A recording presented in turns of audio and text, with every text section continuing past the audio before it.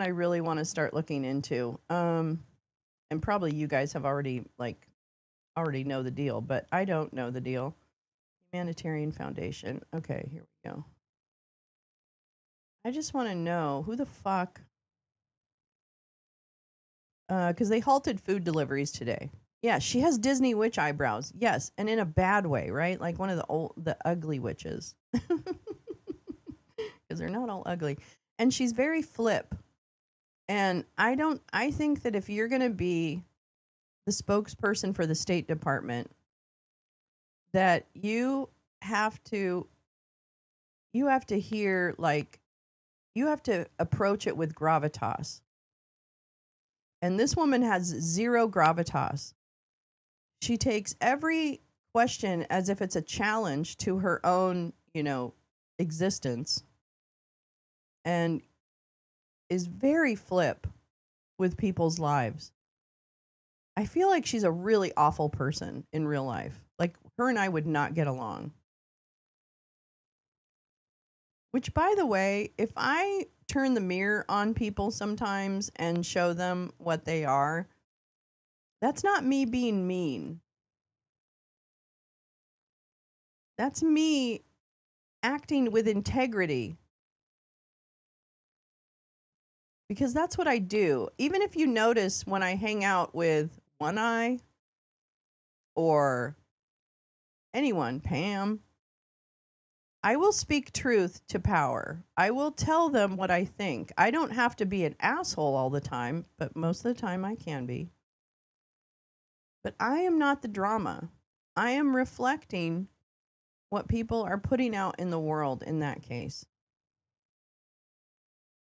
And so I'm not going to suck your dick. I'm going to tell you what I need to tell you, and then you can choose to either listen to it or move on. I don't care. I don't care. She has a terrible background, actually, Neil. She had a she had a partner who was murdered, I guess, or killed, or maybe committed suicide. Forgive me. She might have died by suicide. But she has a very tragic background. So I don't begrudge Tammy Faye Rumsfeld her tragic background. But I also want to say this. I know a lot of people who have had violent murders of loved ones in their lives, and they don't become radical assholes. They still have empathy for others, and they still have a sense of what justice is and other things. And Tammy Faye Rumsfeld does not. So I am sorry for her loss, but get the fuck over yourself, because you have a job to do. And I'm going to play right now what she's trying to sell us as some kind of bullshit, you know, she's just gross. Oh my God. She's like one of the grossest people in the administration. And that's saying a lot. One of the reasons I eased away from chud trolling, it was starting to feel like punching down on the cognitively impaired.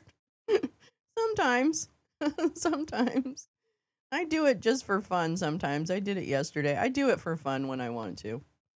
Let me see. What am I doing? Oh, I'm doing that. Okay. Hey, you're too You're too big. You're too big.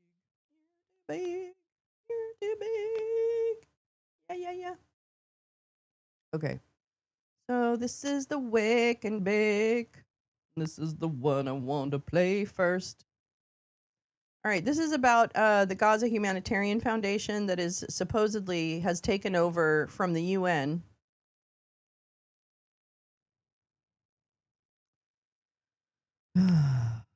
From the UN, the food distribution in Gaza, the aid distribution. Well, they shut it down this morning because violence. Um, but again, not for nothing, but I have worked, as some of you have, alongside UN workers in developing countries. I happen to be in Liberia, a little bit in Haiti. And so I've seen UN workers on the ground. And you can have complaints about UN occupying forces and all that kind of stuff. You can have total complaints about that. But I'm going to tell you one thing. The UN in Liberia, for example, definitely kept violence at bay because they were the only ones with guns. And I understand that sounds weird, but I'm going to tell you right now, with my personal experience with the Liberian police force, if they had had weapons, it would be a whole different country. And not just because, everybody's lawless. They're not. That's not the point. That's not what I'm trying to say. I'm trying to say the police act with impunity already without guns. And I don't know what the psychological thing is when you become a police officer, but I think there's something about becoming a police officer and being handed that accountability that gives you a license, to be a jerk. And the Liberian police are no joke, but they're not armed. And it makes a huge difference. So, you can have complaints about the UN, and I have plenty. I have complaints about USAID too. But to take away aid delivery from the UN forces or the UN people in oh yeah, actually exactly. Yeah, Zaire, the police who were soldiers would shake you down for a bribe on the slightest. Yeah, I mean I literally ran checkpoints in Liberia just because I knew that if we stopped at that checkpoint, we would be there forever. And if not, I never thought anything really dangerous would happen in Liberia, but the hassle was enough to say, oh no, we just have to run the checkpoint at late at night. So, I'm going to tell you right now, this is, I get it. I get that the UN is problematic. Every force is problematic in and of itself. But right now, the group that has taken over for the UN in delivering aid into Gaza are begging for more attention. So this is from this morning, from Deutsche Welle News, German news, and it's an update on the delivering aid into Gaza. Hi, Muskie, how are you? Good morning. Good morning. Achetez-moi une bière. Just give me aid to Gazans has suspended food distribution after dozens of people seeking aid were shot to death in recent days. Israel's army has called the roads leading to the group's distribution centers, quote, combat zones, and warned people not to travel on them. The U.S. has warned of potential war crimes. Now, the private aid group, which is backed by Israel and the United States, is urging Israel to boost safety for civilians. It said the sites will be closed for upgrades, reorganization, and operational efficiency improvements, and that entry is strictly prohibited. It said its operations will resume on Thursday and urged people to stay updated and adhere to guidelines. For more, I'm joined now by DW correspondent Emily Gordine in Jerusalem. Emily, the Gaza Humanitarian Foundation has suspended aid for now. What more can you tell us about that? Well, this comes after on Sunday the founding director, Jake Wood, also resigned from his position, saying that it would not be possible for the group to deliver aid, quote, while also strictly adhering to the humanitarian principles of humanity, neutrality, impartiality and independence. This obviously comes after several incidents of fatal attacks on Palestinians who were trying to reach this aid. Now, you might wonder, how did we get here? Now, the Gaza Humanitarian Foundation was essentially established in an effort by Israel to sidestep the UN, which was previously responsible for distributing aid across the Gaza Strip. Now, why did they do that? Well, Israel claimed that the UN let aid fall into the hands of Hamas.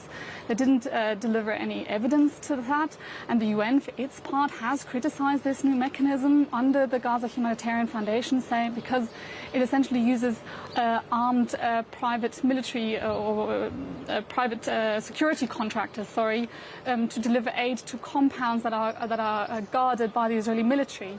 And you also have to keep in mind that these compounds are only in 4 locations so far. And Gaza has been under a blockade for about 11 weeks now. People who live there are emaciated, they are hungry, and they are expected to walk for miles on end to reach these compounds to get that aid. Whereas in the past, under the UN would just deliver aid to the communities directly. So there's been a lot of criticism of this Gaza Humanitarian Foundation in the past. But I think the bottom line here, and I think it's very important to stress this here, that Israel now controls large parts of the Gaza Strip. It controls what goes in and what goes out. It is essentially an occupying power here. And as such, under international humanitarian law, it is responsible to meet the humanitarian needs on the ground. And at this point, it isn't. It tried to turn to a private company to do this. This company seems to be failing. And the question is now, how will the people of Gaza get the aid that they so desperately need? Yeah.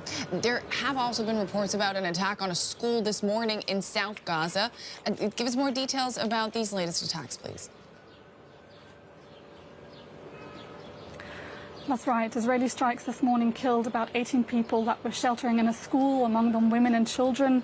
Now, Israel has not immediately responded to this incident, but it has said in the past that it is fighting in Gaza to return the hostages that are still being kept by Hamas in Gaza. But I think it's also important to stress here that I have been speaking to rights organizations in Israel, most notably Breaking the Silence, which is an anti-occupation rights organization, and they have said that Israel, in its war in Gaza, has loosened its rules of engagement, and that is also one reason for why we are seeing so many civilian casualties.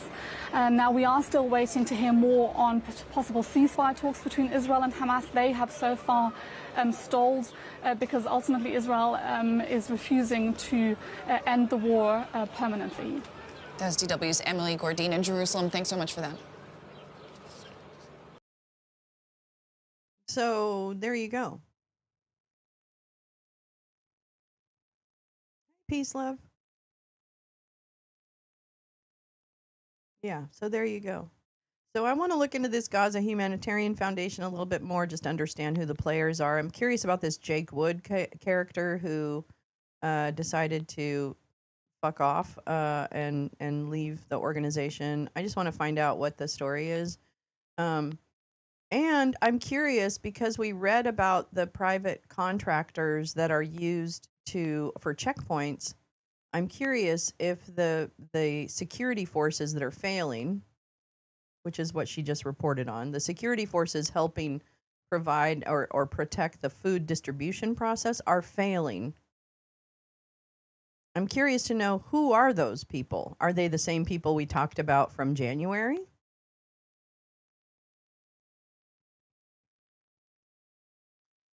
So, yeah, so this is why I'm an asshole. The reason I'm an asshole is because I see so much on YouTube about so and so had my name in their mouth and so and so is a hag and so deserves to have some kind of child protective services or adult protective services sent to their home because we just don't like them. When I see stuff like that, or you're just going back and forth with KFAB between people, it makes me mad. It makes me mad that my show has 11 viewers when we're talking about. I'm gonna get mad. I'm sorry. Just let me get through it, and then I'll be a normal person. I promise. But this is the part that gets under my skin, because I sit there and see show after show after show, and I get it. Like, it's fun to watch people lose their shit, or it's fun to watch people fight with each other, or it's fun to watch people yell at each other. But I see so much of that and so little of, like, people using their platform to do something. And of course, I enjoy this part. I enjoy the news. I enjoy understanding what's happening and, digging deep. That's my thing. I get it. But you have to understand, like, that is so frustrating to keep doing this. I've done this now for over 3 years. Over 3 years. And I've tried to just work my way through, what am I going to present? What am I going to present? And I know it's not like you're not coming here for breaking news or anything like that, but you're coming here for a smart community. Like, God, you guys are just like the most amazing community in chat. I just am blown away by the people that have come around. But yeah, I mean, I'm just going to tell you, sometimes it really gets under your fucking skin. Like, all the hate that is on YouTube with these bitchy people that just have nothing going on in their lives except for, the next YouTube fight, or, you know, getting on top of or just going after people who don't mean anything, like other chuds and shit. They don't mean anything. They don't have anything to do. But there are entire channels that are devoted to just sitting there and picking apart people or tearing them down. And I don't even like the people that they're going after, but I still wouldn't spend my fucking entire online existence doing that. And some of you hang out with people that fucking spend their time doing that and give them grace. That's the part that blows me away. I pointed out early on the people who literally betrayed me, doxed my daughter. And now I see those same fucking people getting welcomed in other communities. And what they spend their time on is sitting on panels shitting on other people. That's all they do. And I'm all for one holding up a mirror and trolling the fuck out of people. The trolls, some of the trolls are fantastic at it. Yeah, but I think they're great. Holding up a mirror to people who are bigots and horrible people, I do it all the time. No, peace, love. But I'm going to tell you, it gets a girl weary. Not that, it's like, I mean, I guess the problem is it doesn't matter. But I'm going to tell you right now, if you're giving grace to people who have already been pointed out as people who literally stalk and go after people, and let me tell you, some of the people that you think are just normal trolls, I'm not talking about Troll Central, okay? So don't get it twisted.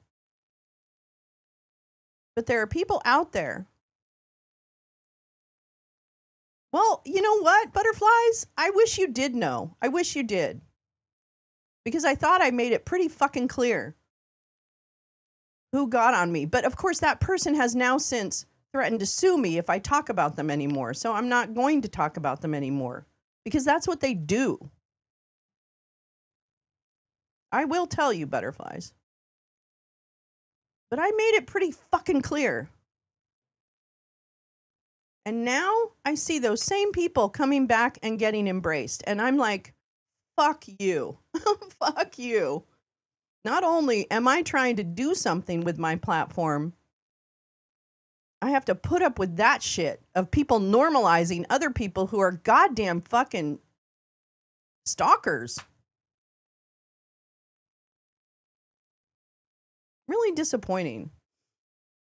Really disappointing. I mean, I want those people to just expose themselves. I don't think I should run around saying, did you know so-and-so did this and so? I said my piece. But it just galls me sometimes.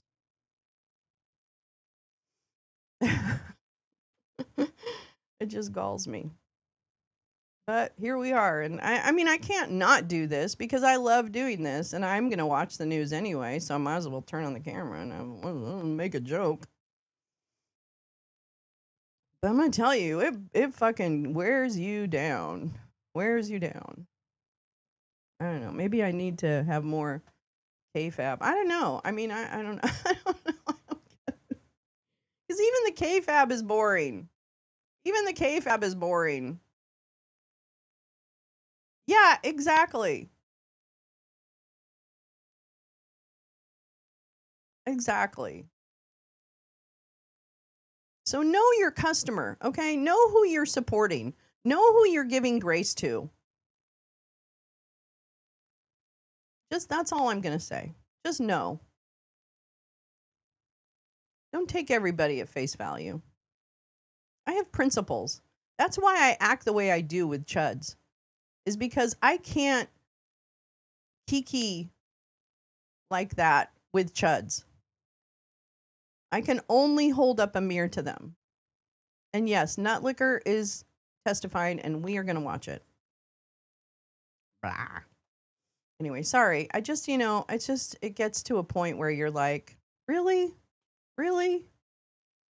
Why am I doing this? That's why. I mean, you kind of just go, why am I even bothering? But that's the way the internet works. So, whatever. Eileen, did you land? Are you home? You're abroad. You're in Montreal. Montreal, just popping in to say I've arrived in Montreal. Hope everyone is well. Time to talk tariffs. That's right. I hope you have a good day of meetings. Yeah. Anyway, welcome everybody. Yeah, it is good to steer clear of that. It's such a waste of energy. I've been moving Mike from PA and Hassan Zateo. Oh, I haven't heard of them. Interesting. I like it, Muskie. Good for you. Don't tell anyone. They'll fucking follow you. Fucking follow you. I don't know. Whan. I'm in a whiny mood this morning, I guess. Probably because not every channel is talking about this. Okay, because other people spend their time talking about stupid, useless hags, but don't talk about this stuff. And they certainly don't get out in the street and do stuff.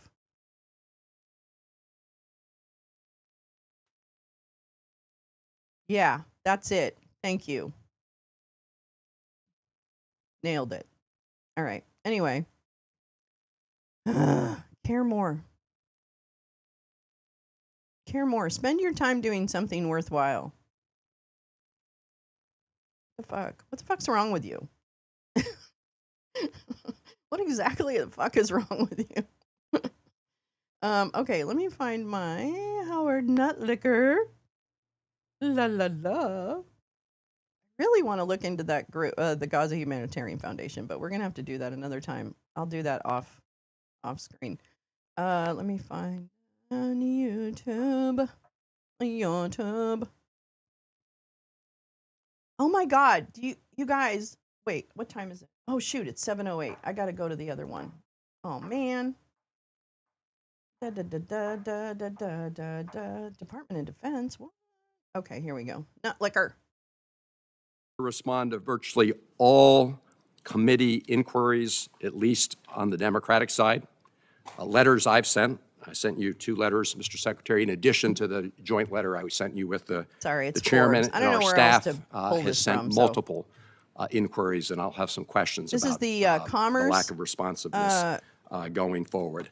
This is, in my Senate view, Appropriations Committee. It's unacceptable, about and the I think it should 2026 be budget. unacceptable to people on both sides of the aisle. And it's in this context that we're now taking up the fiscal year 2026 appropriations bill. And I've discussed with the chairman of the subcommittee, and I know that Senator Murray has talked with Senator Collins as an appropriations committee. But there's a point we've got when to you're figure out enabling how, people who when are we actually like appropriate fucking resources for certain purposes, abusers, that those are complied with. And let I'm me just scared say of one that of them. beyond Okay, I'm the scared of one of issue them. of the numbers and the budget, this does come down to people. Who's One that such count for? person is Carrie. She's a mom and a homeowner who lives in Maryland. She's a federal employee who worked at the Department of Commerce. She was proud of her mission. She worked to implement the CHIPS and Science Act, promoting domestic semiconductor manufacturing, supporting good-paying jobs. She received the so-called fork email offering her money to quit her job. She said, I don't need to take that because I think I'm contributing, Earlier this year, she was on medical leave to recover following a major spinal surgery. She then, a few days later, received the message to tell everybody what 5 things she'd done during the week. Her husband said, don't focus on that, focus on your recovery. Instead, she worked from bed. Days later, she was fired. Then a judge ordered her and other employees to be reinstated, only for her to be fired again. Making matters worse, not only was her health insurance canceled, but it was also retroactively backdated, meaning she had to pay for the surgery and medication out of pocket. One prescription alone cost her $2,500. She said, and I quote, "Right now I'm working off faith. I always forget We have his kids, name. we have He a did. mortgage, car payments. I don't know what we're going to do." Mr. Secretary, this is no way to treat Always escapes patriotic me. federal employees who are doing the work for our country. And I look forward to today's hearing and the questions that will be posed from people on both sides of the aisle. Thank you, Mr. Chairman. Thank you, Senator Van Hollen. Mr. Secretary, as I welcomed you earlier, we now look forward to your Damn it, testimony. Van and you may Holland. begin. Sure. Thank you. And thank you all the members of this committee for having me here today. I very much appreciate coming to visit with you.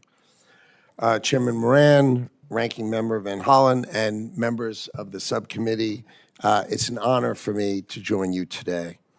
America is once again the most attractive destination for investment in the world. Under President Trump's leadership, the Department of Commerce is strengthening American industry from those that are the most popular to those industries that have been long ignored. We are focused on building in America and driving our economic growth. We will narrow the deficit of this country, both the trade deficit and our budget deficit, and we will deliver a new era of American innovation. Businesses are no longer looking overseas. They are choosing to invest in America first. Through the President's executive order establishing the Investment Accelerator, the Department of Commerce has already secured trillions of dollars in new commitments from world-class companies and sovereign wealth funds eager to build and Talk about invest it, Nutlicker. here in the United States of America. This surge in investment, Not paired with necessarily. renewed No, commitment to not fair and necessarily, reciprocal Max. trade, is Holding up a mirror to reigniting people American is different. manufacturing. We are bringing car manufacturing That's what I was back doing. to Michigan and Ohio. We are reopening steel mills in Pennsylvania. Just last month, I went out to Arizona and welcomed the largest semiconductor investment in the history of They the don't get United grace States of because of America, that. $165 billion, different situation. thanks to an investment of TSMC. Also a different level of trolling. With respect to chips deals, we are improving those commitments to more than $300 billion, Beasley. doubling Yeah. the previous investment of those companies receiving CHIPS Act awards without costing the United Sorry, States Teresa, I'm in a pissy taxpayer mood this a morning. single I'm sorry. I additional apologize. dollar. Our Commerce Department is driving substantial investments across America.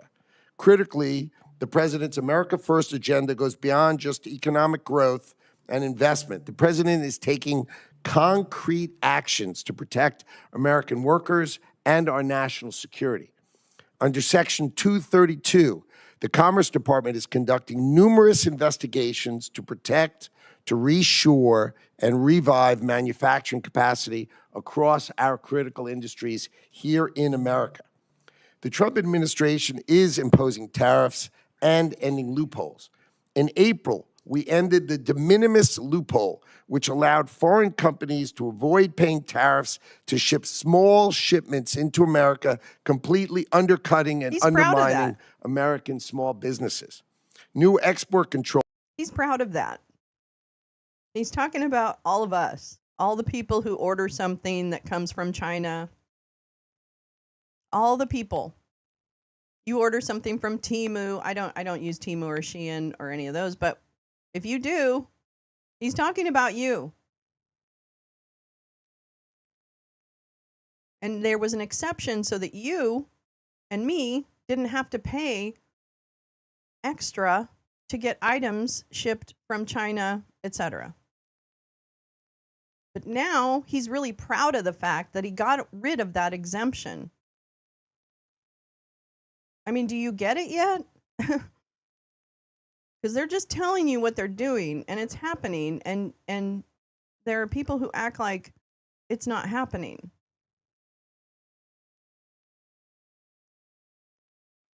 Really? Wake up, chuds. Controls are protecting cutting-edge technologies and finally protecting critical industries and American innovation.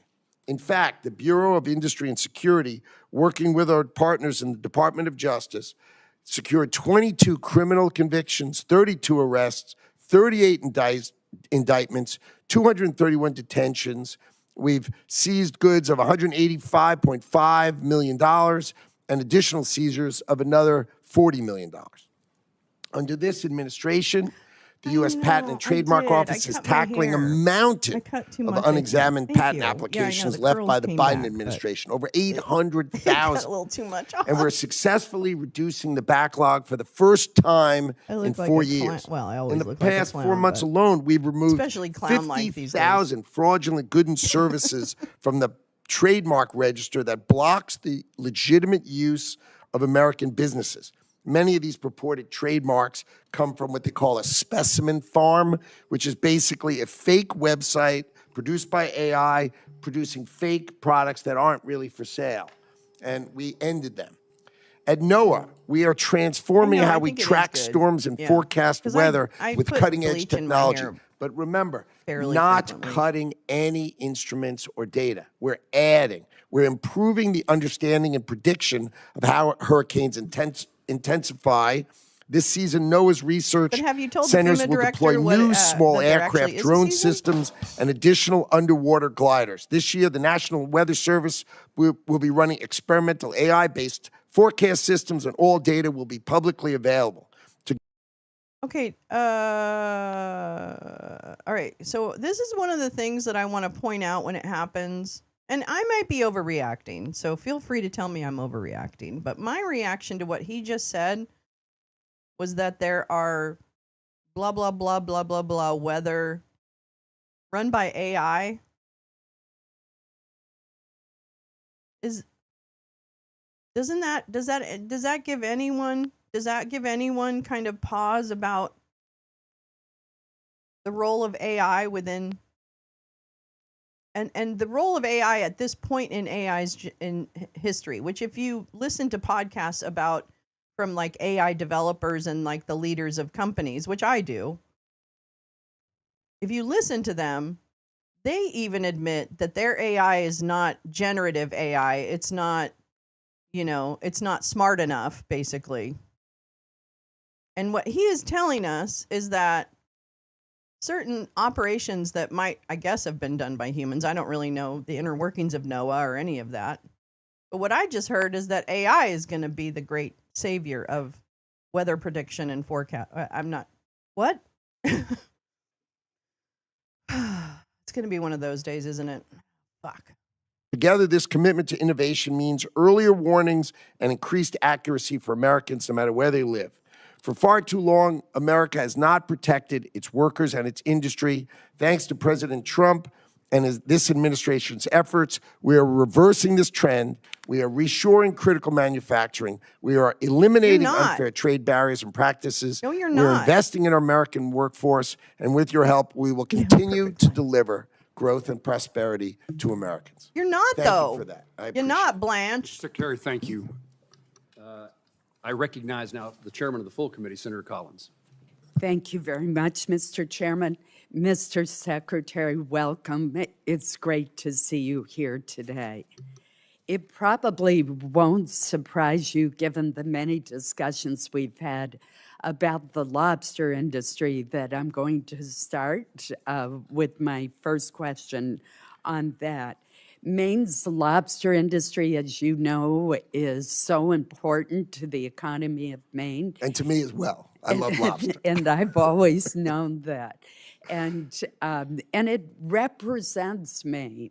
It's really an iconic industry for us of hardworking people that sustain many of our coastal communities. In 2022, the Biden administration proposed regulations that posed a threat to the very existence of the lobster fishery.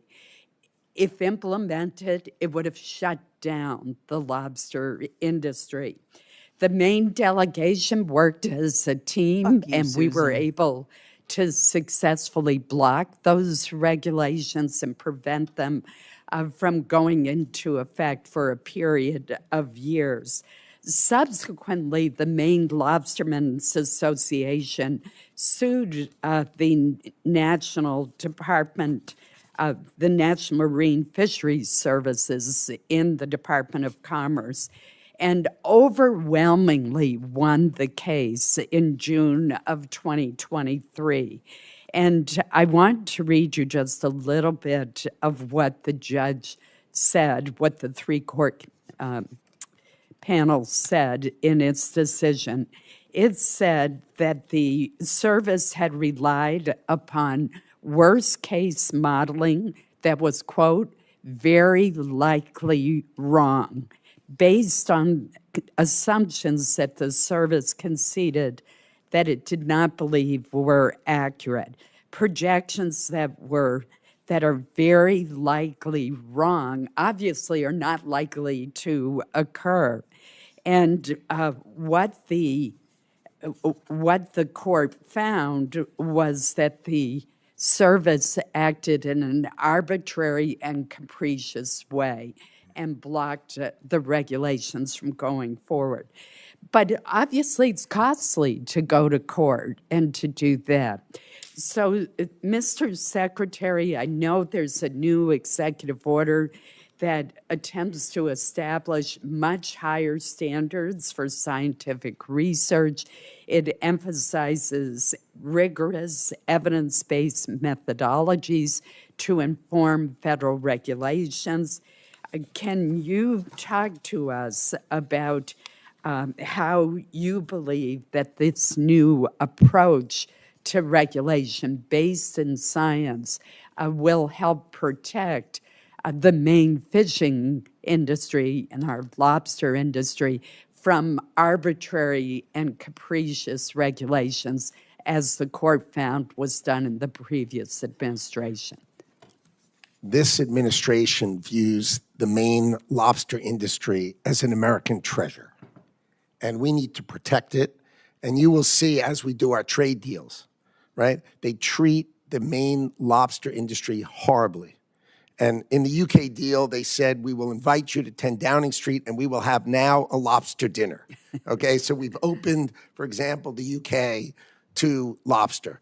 We think this capricious lack of rigor in our science has got to end. So the gold standard executive order saying only real science, not opinion-based science, has to be the rule. So we protect our fishermen, we protect our ranchers, right? These are key things that this administration is going to drive for. So I completely agree with you. We will protect the great Maine lobster industry because it is a treasure for America. Thank you very much, Mr. Secretary. We've also talked about how integrated the Maine economy is with Canada. And Canada's our closest neighbor, our dear friend, and our largest trading partner. And so I have been very concerned, and I know the department and you personally are working very hard on this issue about tariffs on Canadian products. Our lobster, our potatoes, our blueberries are largely processed in Canada and then come back across the border. We have a paper mill in northern Maine, in Madawaska, Maine, whose sister mill is right across the river in Canada. The sister mill in Canada produces the pulp that is piped across the river to the paper mill in Madawaska, Maine. So that's how close the partnership is. 95,000 Mainers are not connected to the New England electric grid. They get their electricity from Canada.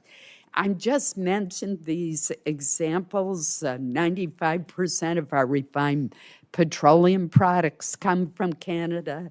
90% of potash, which is used, the Isn't your fertilizer time for done, bitch? potatoes, comes from Canada. God damn. Just to give you a few examples Shut of how up. integrated our approach is, could you give me a brief update on where we stand with Canadian tariffs?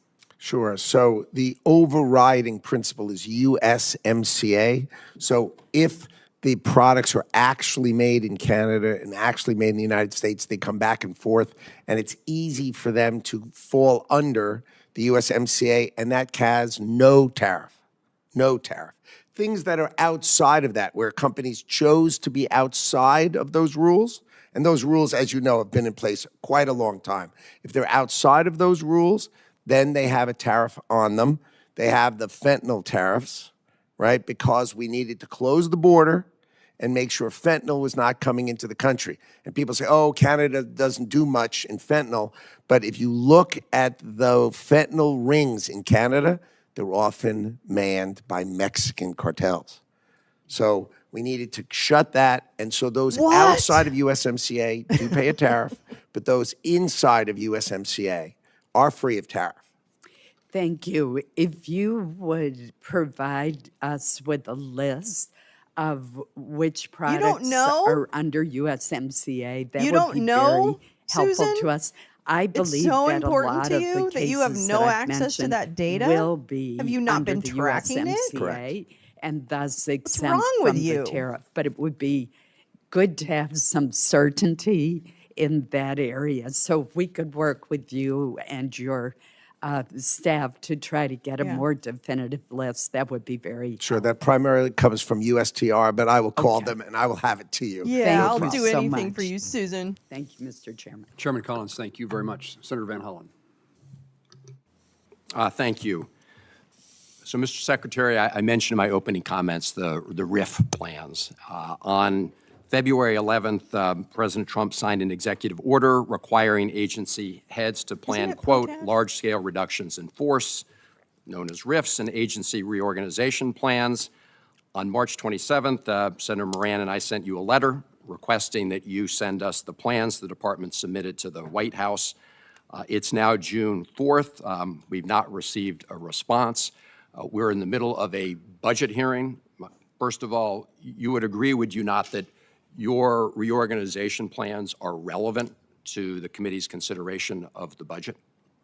I think our proposal for the budget is clear, so I think it takes those things into account. Mr. Secretary, let me ask you this. Are you going to provide us with the reorganization plan, and when?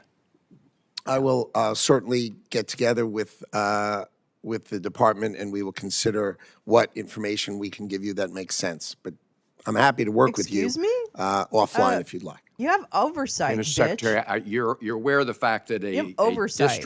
federal district court ruled that the RIF plans proposed by the Trump administration could not go forward because the judge stated that, quote, agencies may not conduct large-scale reorganizations and reductions in force in blatant disregard of Congress's mandates, and a president may not initiate large-scale executive branch reorganization without partnering with Congress. That decision was upheld by an appellate court just a few days ago. I'm not asking you to opine on that legal decision. I'm simply asking you to provide the committee with the reorganization plan, and your response is maybe yes, maybe no. Am I getting that right? I mean, are you going to provide the plan to this committee as we review the budget for the upcoming year? Well, we at the department are going to follow the law. That, of course, is what we're going to do. Well, the law actually does require that you submit these major changes to the Senate. Let me ask you this. I mentioned in my opening statement the fact that I'd sent a number of letters to you. Our staff has actually sent inquiries to your team. I have a lot of questions today, but they'll be a lot longer unless I can get a commitment that you and your team will respond to the inquiries we've made. These are simple questions. They don't, and I'll set aside for now the RIF plan. And Mr. Chairman, I would ask unanimous consent to submit to the record the letters that I've sent to the Secretary and the staff inquiries that my team has made.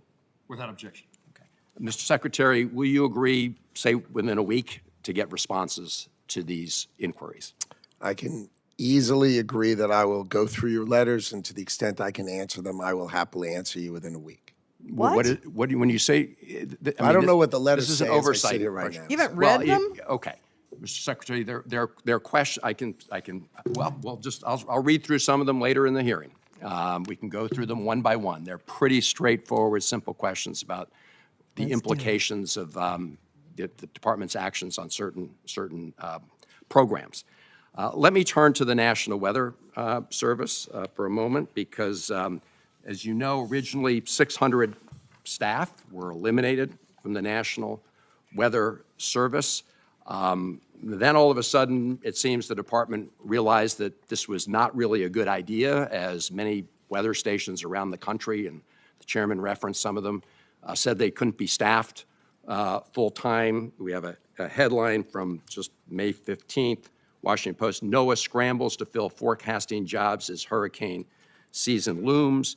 I know that we're scrambling to try and rehire about 100 or hire 126 people, but Mr. Secretary, it's my understanding that as of today, offices in Kansas, Alaska, and Oregon are no longer operating 24 hours a day. Is that accurate? The department employs 2,100 meteorologists and hundreds of other forecasters, okay? This is less than 5%. We are fully staffed. There are no openings on the National Hurricane Center, zero. It is fully staffed. We are fully ready for hurricane season, and our meteorologists Mr. Secretary, are fully staffed. you did not answer Fully staffed. You did not answer the direct question about whether those weather offices are open full-time, and it's obvious that you all made a huge mistake. I mean, you've acknowledged it by, having to rehire 126 people. But can you just comment on whether or not those offices I mentioned are operating 24 We have hours a not day? made a huge mistake. I did not say such a thing. I didn't say you did. It's pretty obvious from the actions. I will, as I said, you fired News 600, report you're was rehired. inaccurate, obviously. There you go, Karen. Obviously. Obviously. We're happy to follow up, and you can provide the facts. Sure. Thank you, Mr. Chairman. Mr. Secretary, in Kansas, we have lots of manufacturers, and the aviation and aerospace industry is a significant component of that. That industry has a very positive trade balance, perhaps the best in our country. Fantastic. And I Not wonder how the anymore. Department of Commerce is going to act to protect that trade surplus as you have negotiations with other countries for trade agreements. There's a 0 tariff provision on aerospace parts and tools. Is that something that you would continue under the 1979 agreement in the aviation aerospace industry? Is that something you will pursue in trying to maintain so that trade balance continues to be such a positive for our nation?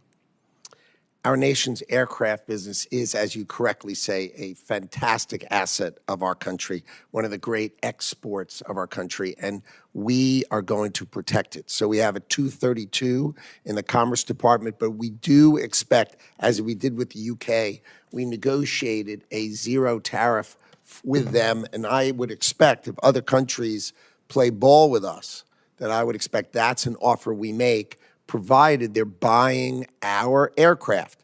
Remember, in exchange for us doing a 0 tariff, I mean, think of Donald Trump. Yeah, He don't then worry gets about it. an agreement by British Airways to buy $10 billion.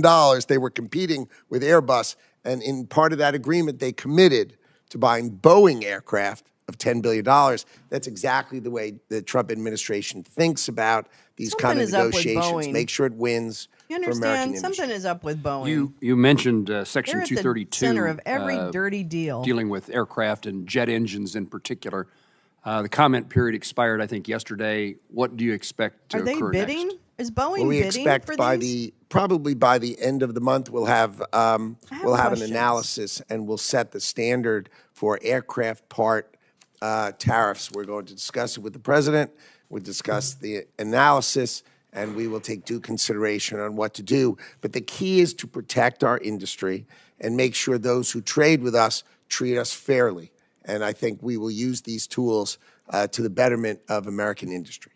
In the aircraft and aviation aerospace industry, there are certainly large companies. You mentioned Boeing as a particular player in that field, but that's true in Kansas. We have some large companies who manufacture aircraft and aircraft parts, but there's also a lot of mom and pop manufacturers, small businesses are in that arena. And one of the ways we've been able to help those small manufacturers, aviation and otherwise, is the Hollings Manufacturer Extension Partnership Program that we refer to as MEP. I've heard from manufacturers in Kansas about the importance of that program, and I'm interested in knowing, it doesn't appear that it's going to be funded by what in your budget, or it's not going to be funded by, not going to be requesting funding. How does the department intend to replace the manufacturer's assistance that comes from MEP to make sure that our small manufacturers have the best access to technology and techniques to compete with the larger companies who sometimes dominate manufacturing? That sounds so fun. Programs that were set up by the Department of Commerce decades ago to assist in technology for manufacturing tend to be outdated. The new technology is AI-driven, automated. I think we need to re-examine. All right, I'm going to point it out again. He said it again. Okay? I'm just saying. Watch this space. And retool a whole variety of these programs so that we are able to provide the best technological assistance rather than just continuing a program that's decades and decades old. So I'm very focused, and our department is very focused on making sure we're bringing our manufacturers the best tools, and we're examining them, and we will do that. And you know, you have a great plant for Panasonic in Kansas. It's fantastic, and that's exactly the kind of manufacturing we hope to reshore to America. Thank you. Thank you for knowing about the presence of Panasonic in Kansas and its value to our state and to the country. I'm going to conclude my questions and next turn to Senator Kennedy. But I hope your budget that we will see, I hope in the near future, it shows us the path that you intend to take to make certain that the latest technologies are available to small manufacturers. Yeah, there is still Panasonic. Oh, yes, it is. Senator Reid, I'm sorry, I spent time with you on the Senate floor Yeah. yesterday and overlooked you today. Get the fuck out of here, whatever your name is. Not intentionally. Senator Reid. Thank you very much, Mr. Chairman. Thank you, Mr. Secretary. We've all been talking about bottlenecks, in fact, in the department and elsewhere throughout the government. In fact, last month, Senator Cruz warned about the growing backlog of contracts awaiting approval at the Department of Congress. I haven't seen that. He warned that NOAA alone has 5,700 contracts set to expire this year. Really, Jim? And it's been reported in the press that you are insisting on personally reviewing every Commerce contract over $100,000? That is true. Well, that seems to be something that is not particularly efficient, and that results in the 5,700 contracts just in NOAA. So, again, if you can't find reliable support to do those reviews, I think you're wasting your time, frankly.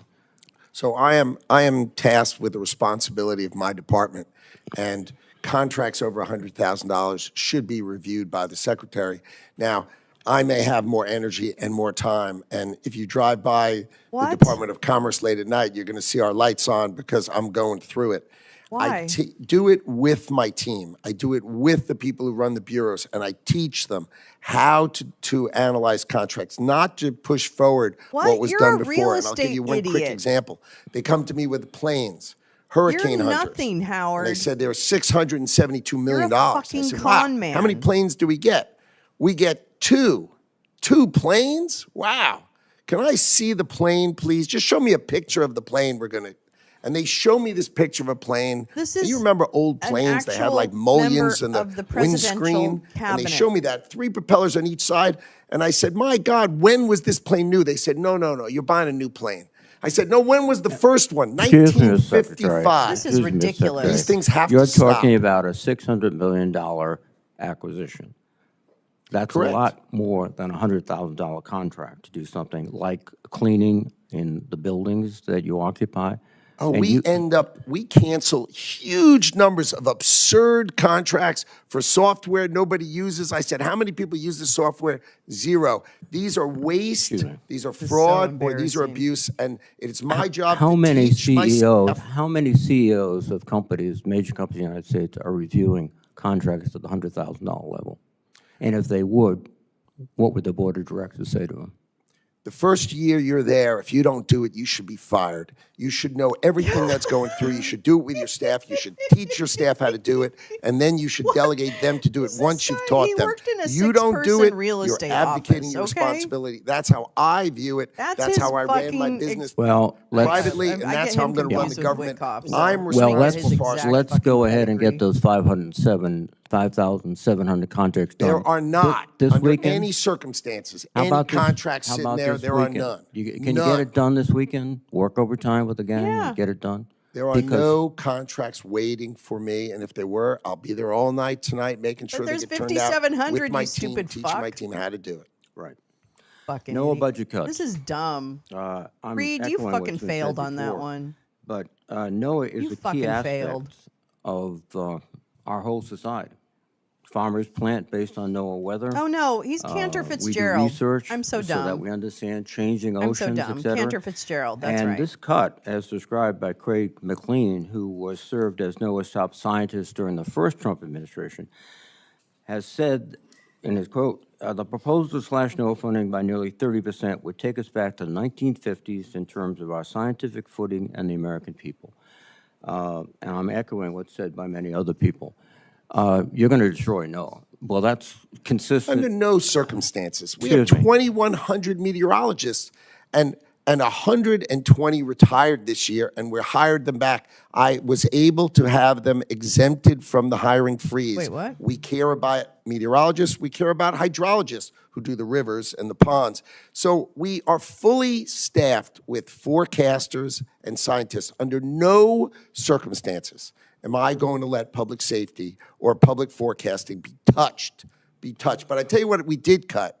We did cut programs writing children's books for climate anxiety. Don't- Yes, that was in NOAA. And you agree with me, that's not part of our mission. Our mission is to forecast. Our mission is to protect. Our mission is to advise. Our mission is to research, not write children's books on climate anxiety. How much money did you save there? We saved tens of millions of dollars On of books for nonsense children? out of NOAA. Nonsense out of NOAA. I hate this so I want much. to also associate myself I with those want to comments punch made my by colleagues computer. about the MEP program. we Reed, find it to you be very are effective. so And the notion disappointing that, in this oh, moment. We're not going to repeat what we did 10 years ago, et cetera. It's working. This is In really the dumb. U.S., it's been estimated in FY24 Sorry. that MEP secured $5 billion in new investments and created and retained 108,000 jobs. It's worth the investment. And this notion that, oh, we have new techniques, yes, we have AI, et cetera, but we have very common things that businessmen look for, like how do I establish my financial relationships with banks? How do I get this new equipment, which is not sophisticated AI, it's machine tools. I don't and know, how do I Muskie. do that? MEP does this. It's a great Thank you question. very much. Thank you, Mr. Chairman. Now recognize Senator Kennedy, the senator I've been so anxious to hear from. We'll see if I was right. Thank you, Mr. Chairman. Thank you, You're Mr. not. Secretary, for being here today. Wait, hold Mr. on. Secretary, I think I'm like most Hold on, Americans. it's taking me a I minute to find it. agree with some of the things that you and the White House have done on tariffs, disagree with others. It's clear to me that the president listens to your advice about tariffs. So I want to spend my precious time trying to understand how you think. There you go. If Vietnam, for example, came to you tomorrow and said, okay, Mr. Secretary, you win. He's not the We're trade gonna representative. remove all tariffs and all trade barriers. Would the United States please do the same? Would you accept that deal? Absolutely not. Absolutely not. That would be the silliest thing we could do. Why is that? Vietnam has a $125 billion exports to us and imports from us $12.5 million. And you're thinking, Vietnam exports $125 billion? I'm aware of the figures, but tell me But where why do they get it from? They buy $90 billion from China, then they mark it up and send it to us. So Oh you my would just a God, pathway of capitalists? China to What the us. fuck? you wouldn't accept that deal. No, it's a terrible deal. We're the one with money. We're the one with the then store. Of what's course the they want purpose? us to We're take not the down. What's the store. purpose of reciprocity? We're not the then? store. We're a Is service economy. reciprocity not one Look of your it up. goals? Are you telling the president that we shouldn't seek reciprocity? If that's what you're telling him, why are you trying to do these trade deals? What do Well- we want? We want to encourage Vietnam to produce products they're great at producing. But I want to get back to reciprocity. You just said you, You don't want them believe to in- not you don't import from accept China? reciprocity Wait, as a what? goal.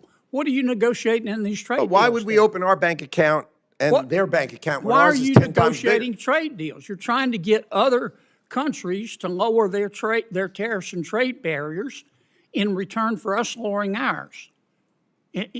That's true for the reciprocity. things that they'll take from us. That's called reciprocity. Of course. Reciprocity. So are you or are you not seeking reciprocity in these trade deals? Reciprocity. We are absolutely it. seeking reciprocity we're with seeking respect it. to That's things right. that can be reciprocal. just said But when they're that importing if a from country- China and sending it You to just us, said they're that not. if a Yes, country but, came to you I and say- offered you the ultimate reciprocity, Really is. no tariffs, no trade barriers, No, let Foghorn in go. He's return doing for a us great doing job. the same, you would reject that. Of course, because they buy from China and send it to us. Proceed, sir. Don't you agree with Suppose me? they said we won't buy from China. Proceed, Now we're sir. talking. Now we're talking. If it was Vietnam, would you accept that deal? we would consider it. For what Wait, things? For what? What would you products? want to change? Yeah, what do you want to Well, change? there are certain products we want to reshore. We don't want other people making them. We want to make pharmaceuticals here. right. We need to protect ourselves. let we me- from don't let me ask you because this, of 'cause I'm gonna run out environmental of time. concerns, but of course those don't matter to them. Are trade deficits, are you advising the president that trade deficits are always bad in every situation? Yes. Okay. Yes, you are. When are trade Your whole deficits fucking- good? Trade deficits, for instance, let's say there was a company that had the cure for cancer. Let's Okay. call it Cancer Cure. And we were buying it and it was located in another country. Okay. We would obviously have a trade deficit with them because Well, they have the what? only one of it. An example, our technology companies, our great technology companies, we're the only ones So a with trade it. deficit is okay What? if they're products we really need.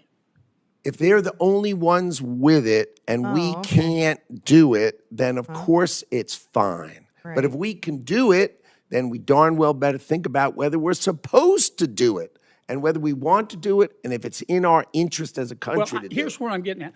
I've heard I you think I say heard that that too, trade. Karen. Well, strike that. I want to go. I'm running out of time. I want to come back to another subject. Wow. I mean, Foghorn has stepped up in this moment. Tell me your understanding of the Not Trade probably for the right Expansion reasons. Act. I don't have a really good understanding of the term. I may know the act, but I may not know its title. You're not familiar with the Trade Expansion Act of 1962 that gives the president almost unlimited authority to impose tariffs so long as you conduct an investigation. You don't know about that? Oh, my 232s, of course I do. Okay. Sorry, I just didn't know the title of the plan, Yeah. but of course I know. Why didn't you advise the White House instead of proceeding under other statutes? Why didn't you advise the White House to proceed Is he under okay? the Somebody Trade checked on him. Expansion Act? The president chose IEPA because he could do it swiftly and he could do it sweeping in order to address the underlying problems that had created the $1.2 trillion trade deficit that was haunting the United Have you States of read America. the opinion in VOS selections, VUS? I have. What role does the major questions doctrine play in that decision? I am not a lawyer, so I can't speak to it with that kind of precision. That's a litigation that's under current investigation. Are you familiar with the major questions doctrine? Not offhand, but I did, of course, read the decision.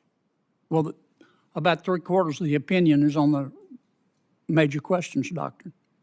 Again, I tend to not know the title. I know the topic and the details of it, but I tend not to focus on titles. Sorry. I'm way over. Thank you for your. Can I just give you some data? Thank you, Foghorn. You actually really pleasantly surprised me this morning. I really appreciate that. Okay, can I just show you something? I'm sorry to interrupt this really compelling testimony. But I just need, you know how I am. I need to have you look at this, okay? Because I am a little unclear. All right, so this is, let's see, ycharts.com. So, you know, whatever, just a group of indicators, blah, blah, blah. Because I said, what is the trade deficit right now? And because that's what they're trying to lower is the trade deficit, right? How much we import versus how much we export. And this is the chart, and you can even see with its very small, let's see if it'll do, oh no, whoops, I didn't want to do that. You can see that this is, let's see, what is that? July 2024 is this point. July 2024. Trade deficits. This is a year, about a year ago, I guess. Oh, wait, I don't know what that's. Oh, this is 1 year. Okay. So September, November, January, February, or January, I guess the end of January, February, March.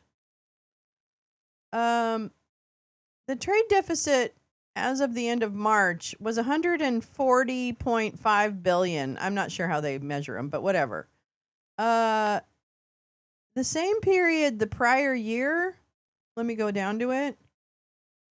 March 31st, 2024 was 68.55 billion compared to 140.50 billion right now. Isn't that going the wrong direction? I mean, I don't claim to understand.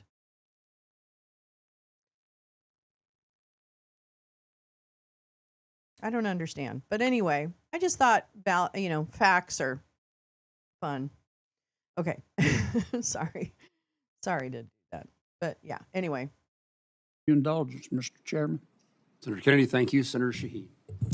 Thank you, Jean Mr. Chairman, Shaheen. and thank you, Mr. Secretary, for being here today. In your exchange with Karen. Senator I'm not sure how Kennedy, that you were works. talking about Section 232, which is really supposed to be used to help national security, but it is under See, the Jen, when jurisdiction of people the aren't Commerce shitheads, Department, as you all of pointed a out, sudden with respect to it's okay. tariffs.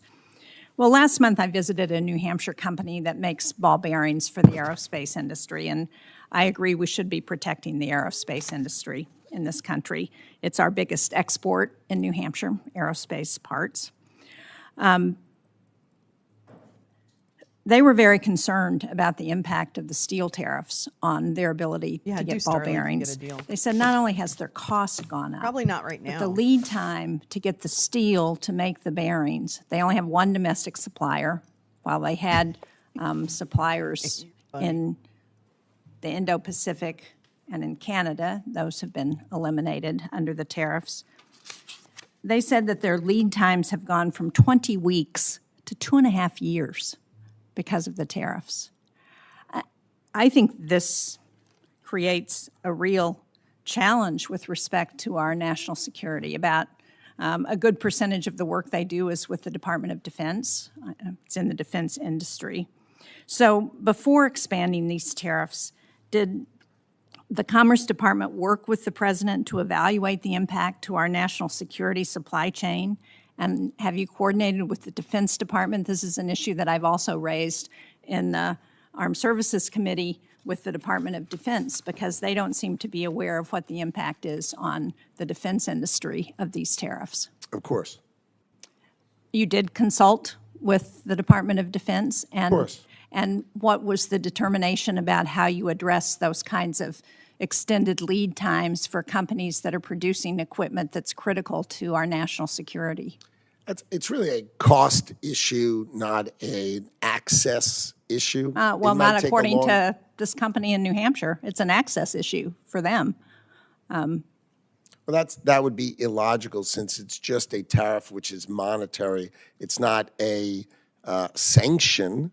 It's just a monetary one. It would be Well, more it affects their expensive. ability to get the product, though, to get the steel that they need. No, yeah, it changes well, the price point, meaning if you're trying to buy it cheaper, the idea for the administration Well, they is- don't think, I'm not going to argue with you. I'm just going to tell you what this company in New Hampshire has told me, and that is that their lead times have gone from 20 weeks to 2.5 years. And at that rate, it's hard for me to understand how we can continue to support our defense industry when we don't have the ability to get the supply chain that they need to operate. The big issue is you can't fight a war without steel and aluminum production in America. You have to be able to make it. If you don't have the ability to make your own steel and aluminum, you can't fight a war. And that is what the president's doing. He's Excuse trying to me? make sure that we Sir. make sufficient steel and aluminum Excuse me? to protect our defense Which industry. I is certainly exactly support. what you're I'm saying. sure all of us support. Sounds like we exactly agree. But I don't agree on the way it's being done, because we're not going to have the steel that we need immediately to provide the supplies that we need immediately. So we need to do a little better planning before we put in place those kinds of tariffs. But I want to go to another And I issue. can explain offline how the steel works, but it goes to a spot price. It doesn't change supply, it just changes price. But we'll go over that offline. Oh, Well, boy. Let me just say, the company that I've been talking to in New Hampshire understands how it works. And they have a problem. They don't need you to explain it to them. They know because they've been in business for years. But I want to go to the Manufacturing Extension Partnership, because you suggested that this is something that has not kept up with the technology. In New Hampshire, they're doing it's additive 50% of manufacturing. whatever They're their doing AI. resources They are, are right, providing Neil? additional technology to help those companies. And so I I think just it want is to butterflies. I was just register my looking at that support with what the earlier. chair, the ranking member, and others have said about the importance of this program. For every dollar invested in 2023, it returned to $24.60 in new sales growth and $27.50 in new client investment.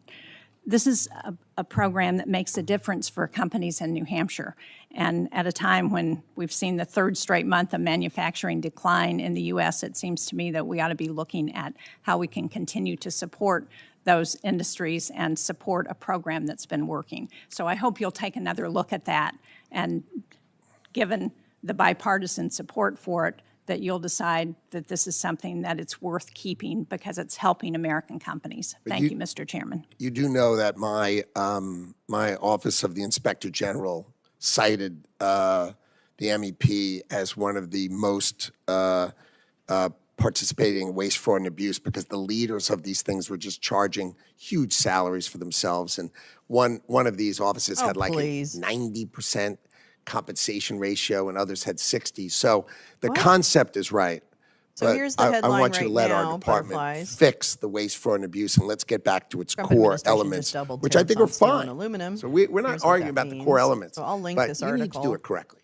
There's a Well, bunch of if I could articles just on it. respond, Mr. Chairman, I appreciate that there may be issues and that we should address those, and it would be helpful to have some transparency around that. I can tell you that in New Hampshire, the head of the MEP program is not making an inordinate salary, because we watch that carefully in New Hampshire. Thank you. Thank you. Senator Fisher. Thank you, Mr. Chairman. Welcome, Mr. Secretary. Nice to see you. I appreciate the review that you're doing in the department over the programs that you have there, and as you try to make taxpayer dollars be spent efficiently. Looking at broadband programs. The broadband funding map continues to be a major priority of mine. The map tracks all federal dollars being used for broadband deployment, as you know. And the goal is to avoid redundant overbuilding and wasteful funding. However, we have had issues with agencies that do not collect or report this data consistently, if at all. By law, NTIA has a key role to collect this data from federal agencies in addition to submitting their own program data to the FCC, which houses the maps. Will you commit to prioritizing NTIA's work to support the broadband funding map and ensure that these dollars are optimized? Sounds smart, yes. Thank you. Are there any other areas where you think that NTIA's broadband programs can maximize funding to make sure that they meet the intended purposes? We are hard at Sure. work rigorously pursuing Sure, the details of NTIA to make sure it can be the most efficient and effective Oh, okay. That along means the we're- lines that you're we're gonna discussing just cut about some shit from it telecommunications, both randomly. access and capacity for growth in America. You and I have talked about the BEAD program in the past, and I know you have your work cut out for you in reviewing that program, especially with all the red tape that the Biden administration created for that program. Do you have any God, she idea just sounds on like the a cunt, timing doesn't she? for revising those BEAD program rules? Funny how people's Yes, voices so my can really just, expectation like, is give we you a will put out feeling. the notice of funding opportunity, the NOFO, shortly. And then we would expect everyone to apply within 90 days. guy is worth We're going to $3.1 hold it billion hard at 90 days, and then I'm going to according to hold my Forbes. department firm that within 90 days, if those applications are done without regard to favoring one technology over the other, just make sure we're giving the benefit of the bargain. What's the cheapest way to get broadband to these people, the most efficient way to do it? If they make that application, we will make all awards by the end of this year. So you had the Biden administration sitting on it for 30 months, right? And you're going to watch us distribute Okay. the money and get it out the door, provided the applications are, Oh, let's that's the say, woman whose husband technologically refused to shake agnostic. Kamala Just Harris. do the right thing for the American people. Let's get the broadband to that the makes people sense. for the most efficient way, and we will put out the money. I'm excited why to isn't see it already broadband happening? deployment I'm very take confused. place What is to their areas job? that receive no service. We have a number of companies in Nebraska that are able to do that through the Universal Service Fund, through the BEAD program, to be able to get that connectivity out to these very sparsely populated areas. There's a vastness to my state as to others here. To be able to have that happen, the mapping, back to the mapping, is extremely important. Is anybody But gonna also ask to him about the recognize, sale I of think, the land, of investment federal that lands? many of these companies in my state and in other I think states he has something to say have about that. made Why don't and they ask have him been about that? required to make. So I hope you will take that into consideration as you look at right, I'll reaching BRB. these unserved areas, primarily unserved areas, that need to be focused on. Will you commit to working with many of us here that face those obstacles in order to make those opportunities available to our citizens? I'd be delighted to work with you, so I understand your concerns and that we focus on them. Great, thank you. You have many bureaus and you have many programs to cover in making sure that the department uses taxpayer dollars efficiently. And among these are key grants that support Nebraska's development districts. I was pleased to see that they all received their grant approvals this week. That greatly assists our rural communities across the state. As we move forward, can these development districts rely on consistent communication from the department about their economic planning grants? Communication should be at the top of our list, so that sounds like an excellent goal and strategy for us to try to achieve. I appreciate the openness you've had with my office. I hope that continues with all members of the Senate so that we can work together. You have an important job. You cover many, many, many areas. You have a broad jurisdiction, and it's very important that these things get done and happen in a reasonable amount of time. So I thank you, sir. Thank you, Mr. Chairman. Fisher, thank you. I'm going to follow up, Mr. Secretary, and just make a point to your response to Senator Fisher's question about the BEAD program. We have many small companies in Kansas and across the country who've applied for BEAD grants. They've done through their state office. Yeah. And I hope they don't have to reapply again, refill out the application that they've spent a lot of time and money preparing and has been filed and approved with the state already. So we certainly need the reforms and changes the criteria, but there's a very expensive process they've been through once before. So please take a look at how you expect a reapplication. That makes sense? Holy moly, Carla. Yes. Good morning. Remember, the key point for me is that the American people get the benefit of the bargain, and we are focused on getting rid of the stuff that's not broadband access, so just all that sort of noise and other things. And then literally, as long as the application is technologically agnostic, meaning does it matter if it's fixed wireless or fiber? The answer should be whatever's the most efficient way to solve that. I want to do that, and we will get the money out the door by the end of the year. Nothing you said do I disagree with. In fact, I agree with fully. Just trying to point out there's a bureaucracy that's taken place in the past that we do not want you to replicate. I will try to reduce it. I promise that is my objective. Thank you. I will definitely try to reduce it. We're joined by the Vice Chairman of the full committee. Senator Murray is recognized. Thank you very much, Chair Moran and Mr. Secretary. Nice to see you. Nice to see you. You know, over the last few months, I am deeply concerned because we have seen mass firings at NOAA that are really seriously jeopardizing the weather forecasting that we all count on. Funds have been frozen, grants and contracts have been abruptly canceled, and agencies that were created by Congress in a bipartisan way have been shuttered unilaterally, really ignoring the law and sweeping thoughtful tariffs that are crunching small businesses and raising costs for our families. And we have seen President Trump illegally block some emergency funding House Republicans included in their year-long CR, which has cut off funding your department counts on for trade fairness, export controls, NOAA satellites, and more. So needless to say, I don't think any of this helps advance the department's mission to spur economic growth and strengthen America's competitiveness, and it does leave me very seriously concerned about whether the department is going to be able to carry out its job.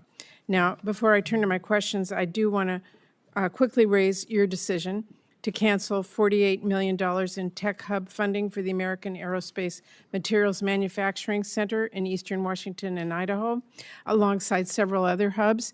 We've had a chance to talk about this yesterday, but I want you to know I have a lot more questions than I think you answered. This hub is really a partnership of industry, academia, military, governments at all levels. Canceling that funding and further delaying progress at the Tech Hub really damages our defense industrial base and limits our ability to compete with China, as I told you yesterday. So that is unacceptable, and I look forward to you resolving that as soon as possible. Okay, we have not canceled anything. And just to let you know, I do have, since we discussed it yesterday, I do have the $220 million. We did draw it down before the date it was due, and we have the funding for the tech hubs. We are going to fund the tech hubs. Okay, I have the funding, the 220, right? And the additional 280 comes when there's a forward auction. But I have the money. We will fund them. I'm not canceling them. I just need to make sure they do the benefit of the bargain. I appreciate that. As I said yesterday, we need an answer. Just need to make sure that everybody understands is critical. There's always a now, I do loophole. want to ask you while you're here. There's One always of a the way not to do agencies the that right you thing. oversee is NOAA. It is absolutely essential to supporting sustainable fisheries, protecting our natural resources, and making sure that we have accurate weather forecasts. Cutting away at NOAA, as you've been doing, and as your budget proposes to do further, is going to do serious harm. Among other cuts, your budget would completely eliminate the Pacific Coastal Salmon Recovery Fund. That would be catastrophic failure. It would abandon our communities, our tribes, our industries who rely on salmon. And across the Pacific Northwest, salmon are not just fish. They are a way of life, and they are foundational to our economy and our culture. So I would like you to explain quickly why you proposed that cut. And I want to ask you, did you consult with our tribes or fishing communities who count on it before making that decision? The issues are that we do the same thing in multiple ways in NOAA. We have not cut any hydrologists, which are the people who study the But you water. you eliminated the Pacific Coastal Salmon Recovery Fund. That is what I'm precisely asking you about. Well, I think did you talk to our tribes or our fishermen before you did that? Of course. Well, I have spoken to Of the course. tribes. I've talked to the scientists. I've When? talked to the fishermen. Prove no it. no one in the Pacific Northwest supports those cuts. And I want everyone to know I will ask not them who we vote met for with. an appropriations committee or appropriations Bring bill the that data. eliminates that funding. Now, staying on NOAA, facilities your like the Northwest Fisheries Science Center, which is in Filofax. Seattle, are really in dire need of investment. For this reason, this CGS Appropriations Committee has long retention department. included Good language idea, Max. requiring the Secretary of Commerce to include the cost No, estimates because for this is a NOAA Democrat construction projects of more So than no, $5 million he won't in the be congressional extolling budget justification salmon materials, praise. as well as the 5-year cost estimates for those projects. Are you aware of that requirement? My understanding is we filed our budget according to the CR with exact precision. Well, have you submitted the department's sounds exactly like you didn't. FY26 congressional budget justification? It did not include the list of projects. My Which is understanding is required to the CR had certain obligations for us, and we followed them with precision. That's my understanding. The fact is that you are required by law to submit the NOAA PAC construction list to Congress with the budget. That wasn't done. Can we get that list by Friday? I'll happily take a look at it, and if it's required, of course, I will send it in. Oh, my God. It is required. Mr. Secretary, I wrote a law. It was called the Digital Equity Act to help close the digital divide, and it passed with overwhelming bipartisan support.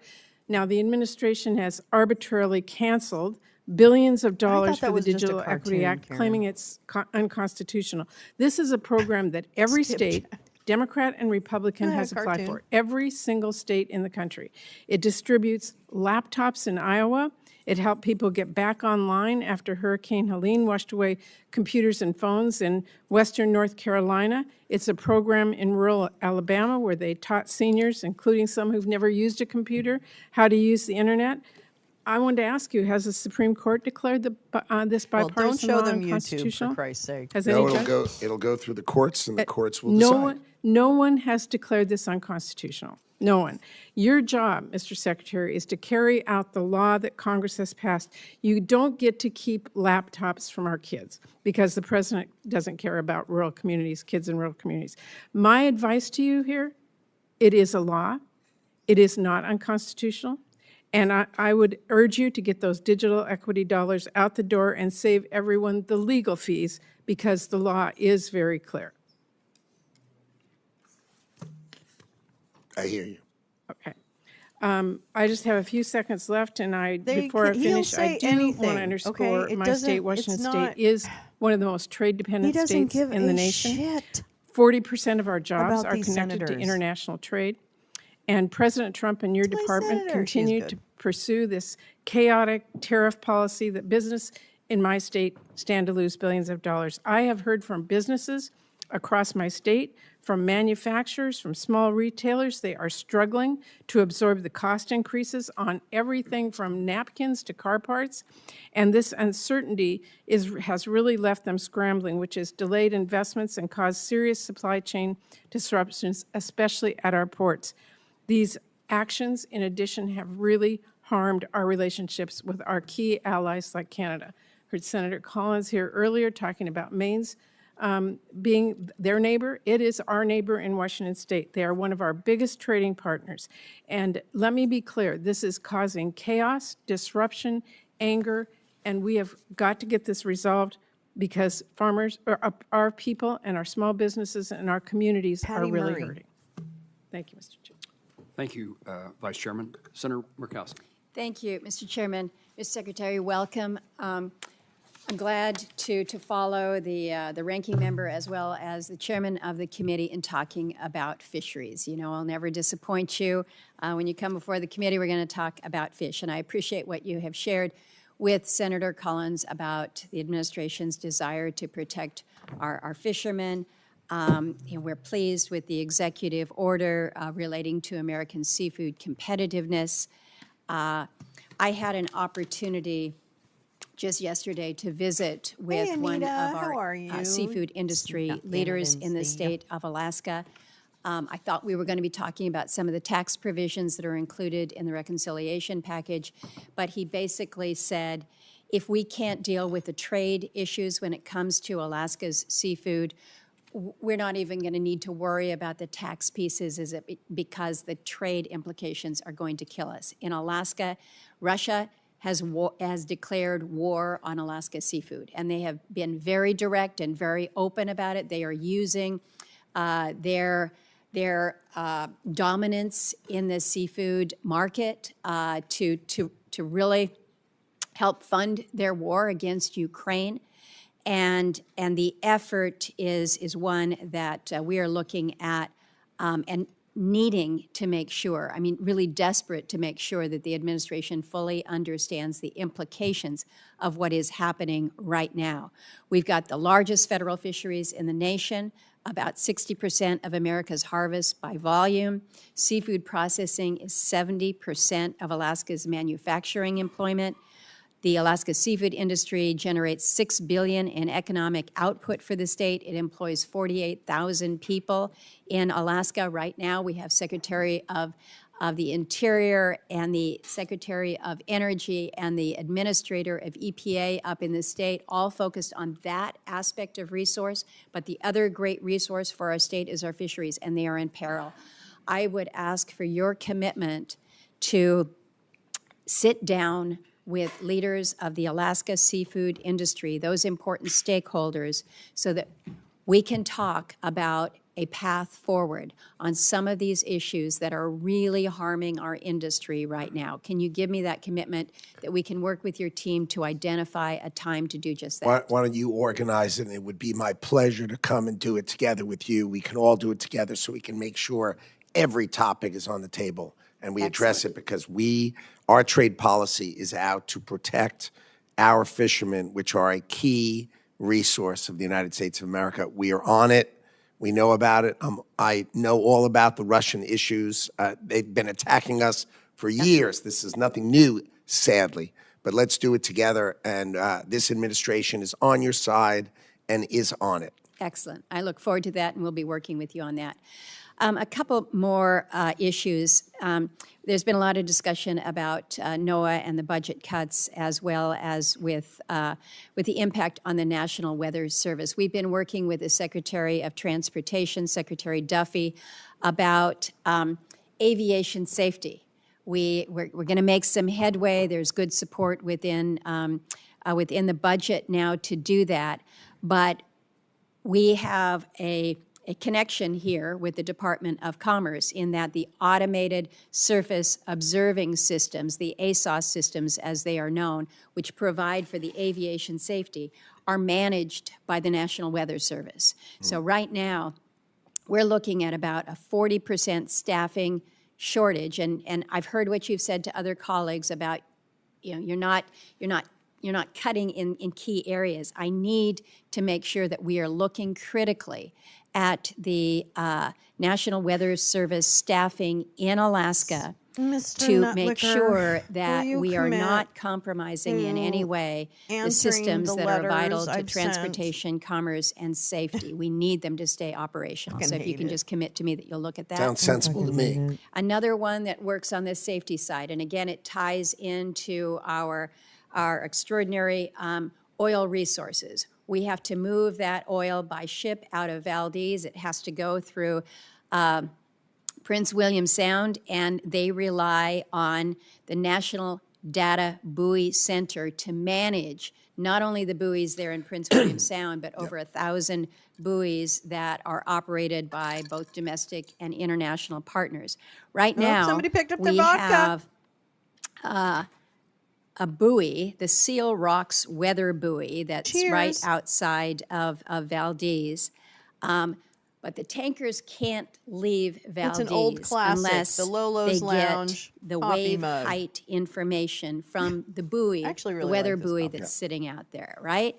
This buoy's been out of commission for months, and we're told it's due to funding for operation and maintenance in NOAA's budget. It's really old. Hi, It It is needs to old. be replaced. I Oh don't my care God, if how I showed you what that That's looked sad. like, Let's- you and I wish would you- hold I our wish heads you in our more baked hands. material. We all look at them, and the problem is, it's not just the buoy out there at Seal Rock.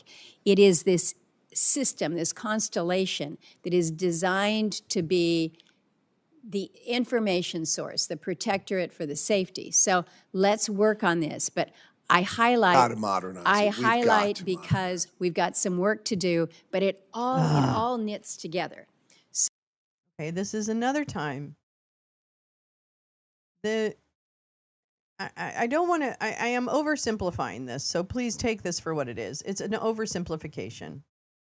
But through all the reading, through all the watching, through all the stuff that I've seen so far, I feel fairly confident in saying that the plan for this administration is to AI the fuck out of existing usual federal government programs, which is why they haven't needed as many people, because their plan is to break it and then AI it.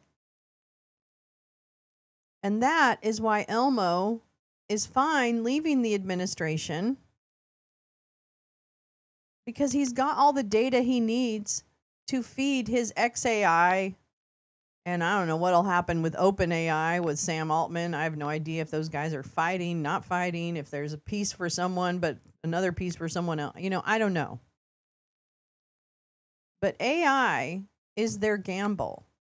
AI is their gamble for bringing manufacturing back. It's not going to be millions of jobs.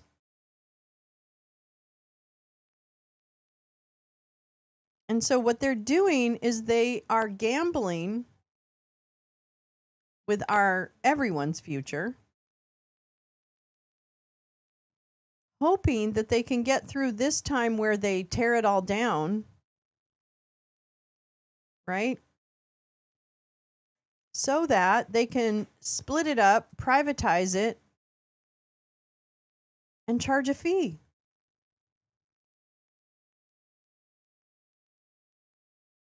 So, and hey, I am not actually a tech phobe. Like, I think AI is here. We've got to deal with it. But even that's why I listen to the people who help develop AI. Because I want to understand from them, the people who know where we are in the AI cycle. I want to hear from them about where they think the capability of AI is. And they have said very loudly that it's not there yet. Generative AI is not perfected, or whatever their term would be. And so I just don't I don't know if people realize the implications of the overwhelming reliance on AI to run functions within the government, within obviously corporations and industries, but more so the government, led by these clowns. Yeah, the AI that puts beards on belly dancers. Yeah, that AI. So restrict regulating AI. Yeah, Anita, I don't know much about that bill. Who introduced that? I can't recall. I thought I just heard something about that. So anyway, I guess what I'm saying is I think that we need to. I think as like a failure for this kind of time that we face is that certainly none of these folks are really like looking just ahead a little bit in terms of, well, when Howard Lutnick says 3 times at least in a hearing that AI is going to solve the problem, Shouldn't we be asking him more about what is going on? I don't know. It just seems really odd to me. Anyway, sorry. Here we go. So I've highlighted a couple of I specific promise you're in it. instances. We're in it together. I promise I I agree won't make with you go out there if you'll commit to be. Funding I can't. just seemed overly generous, and the Office of the Inspector undercharge. We are going to Go back to allow the Democrat. Concern, the Department of Commerce made. Go out there if is worth improving and saving. American innovation and patents. I Sorry. have 4 different areas I want to touch on. AI chips, patents, the PTO and IPEC, Manufacturing USA, and the MEP. Let me briefly in one sentence say, I agree with comments made by members of both parties that the Manufacturing Extension Partnership is worth improving and saving.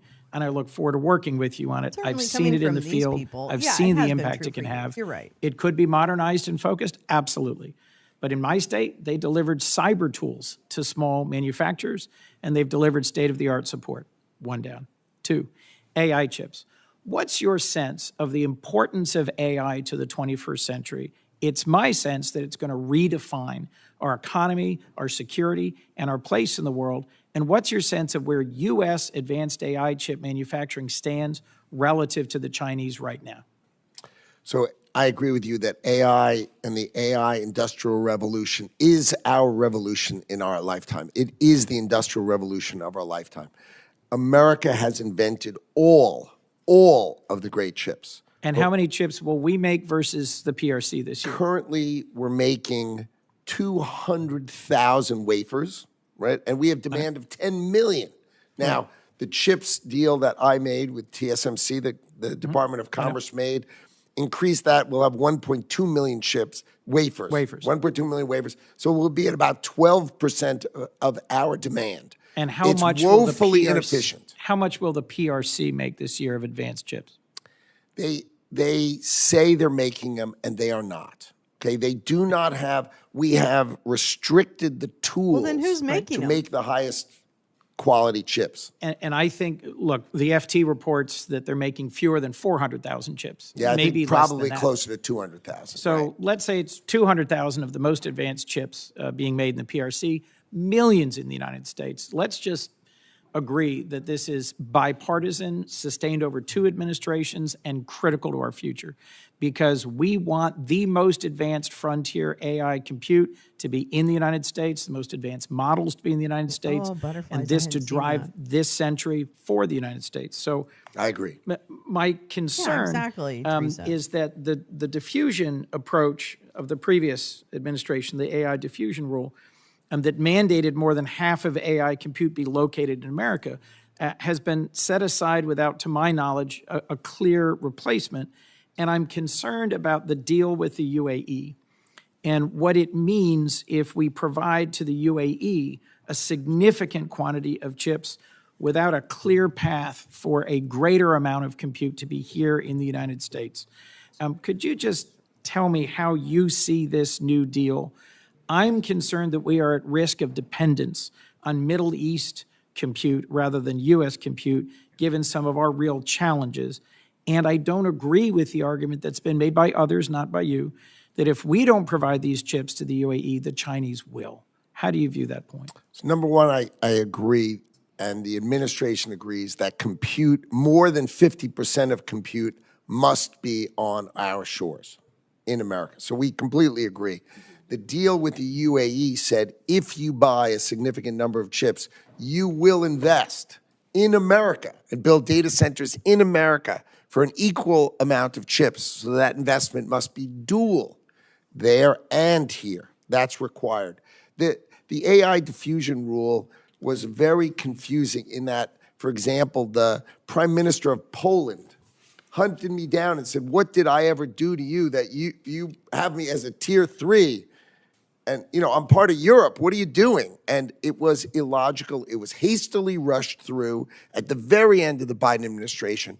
Our view is we are going to allow our allies to buy AI chips provided they're run by an approved American data center operator, and the cloud that touches that data center is an approved American operator. So we control it while it's over there. Given the shortness of time, thank you. I look forward to working with you on this. I think it is absolutely critical. You spoke with another senator, Senator Shaheen, about the urgency of retaining steel and aluminum for our defense. AI compute is going to be absolutely central to our defense. Absolutely. You made a comment earlier. We want to make pharmaceuticals here in response to, I think it was Senator Kennedy. You're familiar with Manufacturing USA? Yes. One of the things I was pleased to see was that it retained level funding. Way to go, Paul J. There are institutes around the country. There happens to be one in Delaware. Are you familiar with it? It's the National Institute for Innovation in Manufacturing Biopharmaceuticals. Yes, it is. And it is 2-to-1 private sector match for government investment and is on the verge of demonstrating a new way of manufacturing at scale pharmaceuticals in the United States. Regulation by it is critical to our being Max, competitive. Both of you. I'd love to talk to you about that in more detail. My last point quickly. Yeah, butterflies. I agree that there are too many unexamined patent applications. PTO fee diversion in the past has robbed the Patent and Trademark Office of critically needed resources to hire more and better examiners, to reduce the backlog, and to improve that speed. I have a bipartisan bill with Senator Tillis that would permanently prevent fee diversion, which increases the backlog. Would you work with me to support that? I'll be glad to work with you. I think the Patent Office is one of the least understood and most incredible value for the United States of America. I think we undercharge. The fact that we have our amazing judicial system, that you can have access to it for $2,000. $2,000. And the U.S. judicial system should just do whatever you want. Seems extraordinary. Now, we want the price to be low so that the inventor can come in. But over time, I think we should have more money, and I think that's something that we're going to talk about. So I want to make sure we capture the benefit as well as the cost that's coming from the Patent Office. There is a long-standing but underutilized capacity, the Intellectual Property Enforcement Coordinator, that is meant to corral IP enforcement across the administration. I'd also like to talk to you about why I think that should be funded and why we need some function like that, no matter how configured. I look forward to talking to you about Thank you, Mr. Secretary. Senator Merkley. Thank you, Mr. Chairman. And I believe the chairman has already raised the issue of the manufacturing extension partnership. Last week, I met with about 20 small manufacturers in Oregon who had benefited from this, and they were telling me their stories of how much more they'd been able to increase their efficiency due to the expertise brought to bear through MEP. There are 13 MEP centers signed up to recompete their 10-year cooperative agreements. I don't think that process has been initiated yet. Are you planning to initiate that process soon? Well, I have to sort of sort it out with, I have the Office of the Inspector General has been really, had a very, very negative report. So we need to clean it up and we need to modernize it. So that's what we're working on, and then we're going to go forward, try to figure out what to do next. Can you meet with those of us, bipartisan fashion, that have seen the powerful impacts on supporting American manufacturing by small businesses through MEP, to maybe go over the Inspector General's comments and think about how, if we need to reform the system, we can reform it, but then we can get this renewal, this contract. Well, that sounds like a great idea. I'd be glad to do that. my That'd God. be Sounds terrific. Sounds like a Thank you. great idea. I wanted to turn to the CHIPS world. To implement the CHIPS Act, Commerce signed contracts Oh, with she's American miffed chip about makers. that? But you you didn't read have it? noted publicly that you are not planning right now to distribute the CHIPS award dollars understand who's even funding to your folks who have campaigns. satisfied the contract conditions. I mean, you know. So just to be clear, yes or no, are you currently withholding the funding to chip makers who already had these contracts? I think the benefit of the bargain, there are numerous contracts that can be made better. What? For example, the TSMC contract had a $6 billion award for $65 billion of building, and then we were able to modify the award for the same $6 billion of funding, but $165 billion of building. I think commitments of 4% or less are more appropriate than a 10% funding. Just seemed overly generous, and we've been able to renegotiate them. So if the question is, are so we he renegotiated renegotiating? Absolutely, for the benefit of the American taxpayer, for sure. Well, I'll just kinda note that I'm smells. concerned. I'm concerned because the whole goal was to reinvigorate American chip manufacturing. Yeah. And to some degree, you may be able to strike a better bargain, but at some point it doesn't become a better bargain, and we reduce the acceleration of our re-energizing Now I the wanna look chip at that industry too. here. God damn I it, can't be too much more stuff. confident than if you spend time with us, you will see that Oh, all the fuck deals are off, getting better. Howard. And the only deals that are not getting done are deals that should have never been done in the first place. But all the deals are getting better. Micron offered to go from 25 billion in commitments to 60 billion in commitments. I mean, the commitments of building in America are going better. We're just getting more value for the same dollars. So we are planning to distribute money only if we get much more building in America, which we both agree is. Okay, wait a minute. I'm sorry. Rabbit hole engaged. I'm just gonna read this. This is a Reuters story from April. I hate everybody. You know what I need? I guess I need like fucking. I need like a fund for subscriptions. I should start a GoFundMe for subscriptions because I cannot afford that. Yeah, I can't. So, all right. But let me show you this. Okay. I'm in such a bad mood today. God, it's just terrible. All right, here we go. Show you this. Let me show you this. Not liquor is a huckster. Yeah, he is. He'll just say whatever you want to hear, but he does kind of slip in some nuggets once in a while. So he's kind of, he gives it up sometimes. All right, so here is a story about a lovely lady. No, this is from April from Reuters, but I had to go through the archive. April 8th, TSMC, which he just referred to, which was part of the original CHIPS Act when the Biden administration passed the CHIPS Act. Remember, we even read a story last year about the work that TSMC had been doing in Arizona because they had built a chip factory and it was, like enriching the community and blah, blah, blah. There was like this big story about it we read. So here you go. But in April of this year, TSMC made chips for China's SOGA Yahweh's. Okay, here we go. TSMC could face fines. Wait, sorry, hold on. Get a little smaller. Boop. Oh, stop. Okay. TSMC could face a penalty of $1 billion or more to settle a U.S. export control investigation over a chip it made that ended up inside a Huawei AI processor, according to two people familiar with the matter. The U.S. Department of Commerce has been investigating the world's biggest contract chip makers work for China-based SOFCO, the sources said. The design company's TSMC-made chip matched one found in Huawei's high-end Ascend 910B artificial intelligence processor, according to the people who requested anonymity because they were not authorized to speak publicly about the matter. Madison Square Garden, what? Huawei, a company at the center of China's AI chip ambitions that has been accused of sanctions busting and trade secret theft, is on a U.S. trade list that restricts it from receiving goods made with U.S. technology.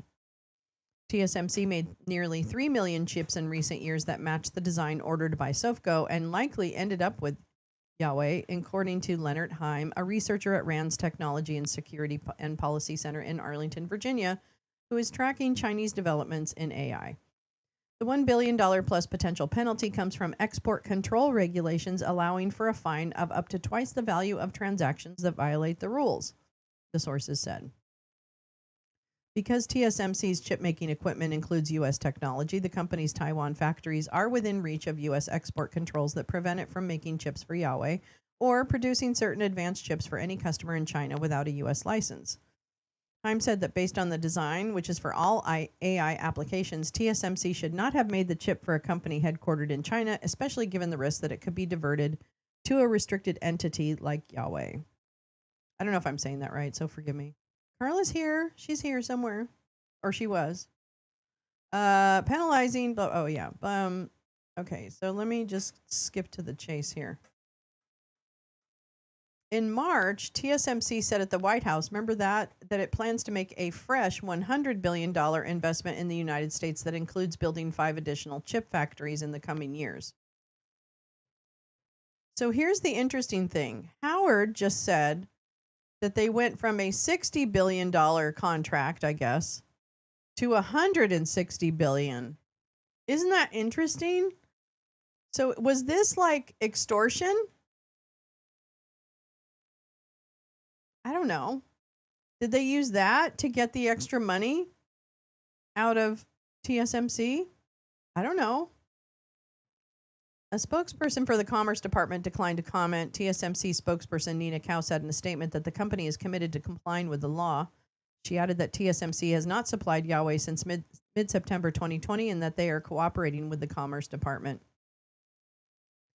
No public action has been taken against TSMC, but typically Commerce issues a proposed charging letter to a company it believes is engaged in prohibited conduct.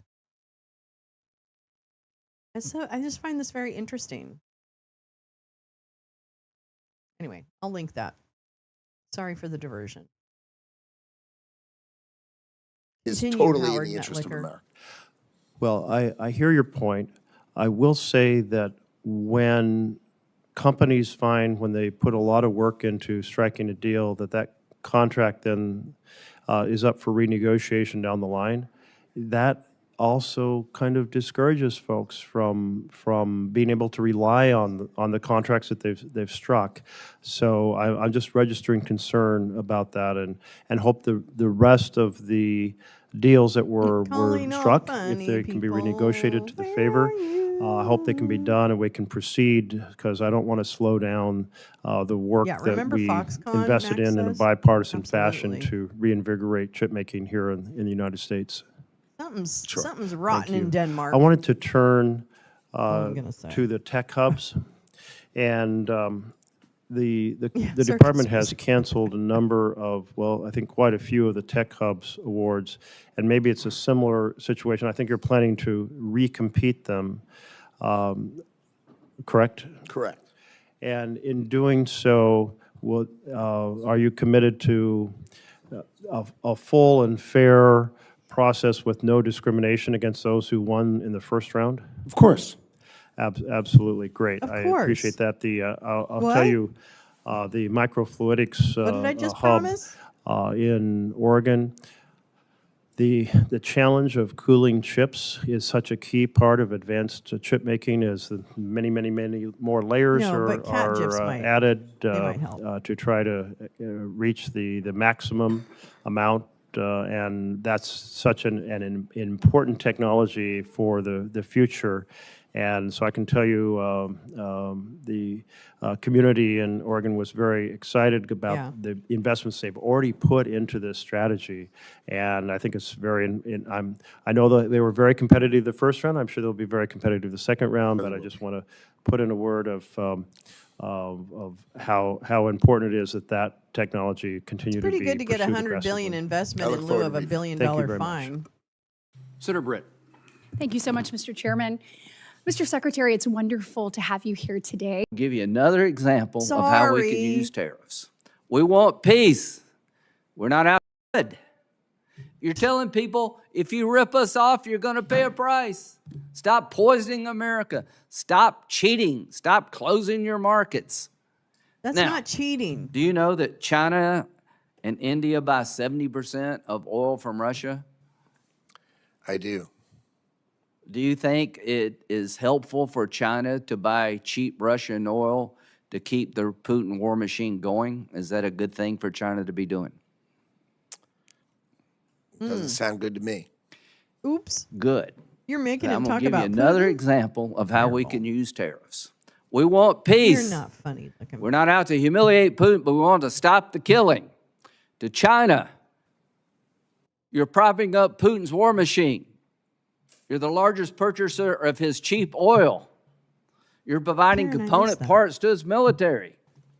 You want to be normal? Act normal. We have legislation What's in the wrong with Senate him? What's that wrong would have with put it? I a don't know. 500, I'm not make sure you why look weak, Howard. this person 500% is tariff screaming in the hallways. on any country that props up Putin's war machine. And we'll have a carve out for any country helping Ukraine. You're good to too go. great. So Thank China, you if you so want to avoid much. tariffs, help Ukraine. Have a wonderful. I'm sorry, I don't want to have that. Thank you so much, Muskie. You're so kind. You didn't need to do that. We need a song. We need a song. That's not a song. That's yeah. This is much better. In fact, I'm just gonna let him talk, but I'm gonna turn This him is down. coming. Yeah. Keep going. Oh, Muskie! You are so silly. You're silly. I love you. Man, you're so silly. I hope you get all of it just out and out and out. Look at all our friends have gotten things. I'm so happy. Look at everybody we like. Everybody that we like is getting memberships. Woo! That's so great. I know. It's okay to have it turned. I have it turned off too, by the way. Ah, thank you. You're sweet. It was very kind. You didn't need to do that. I love you.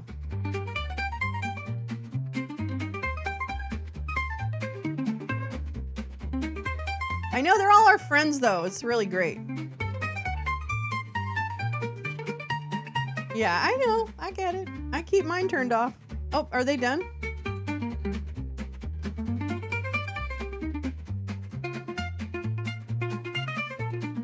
Oh, it's my favorite part.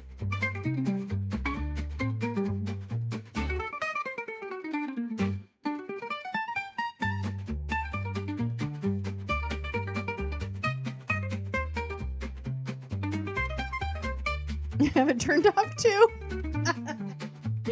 Thanks, Muskie. Have a good appointment. Adore you. Thanks. I know.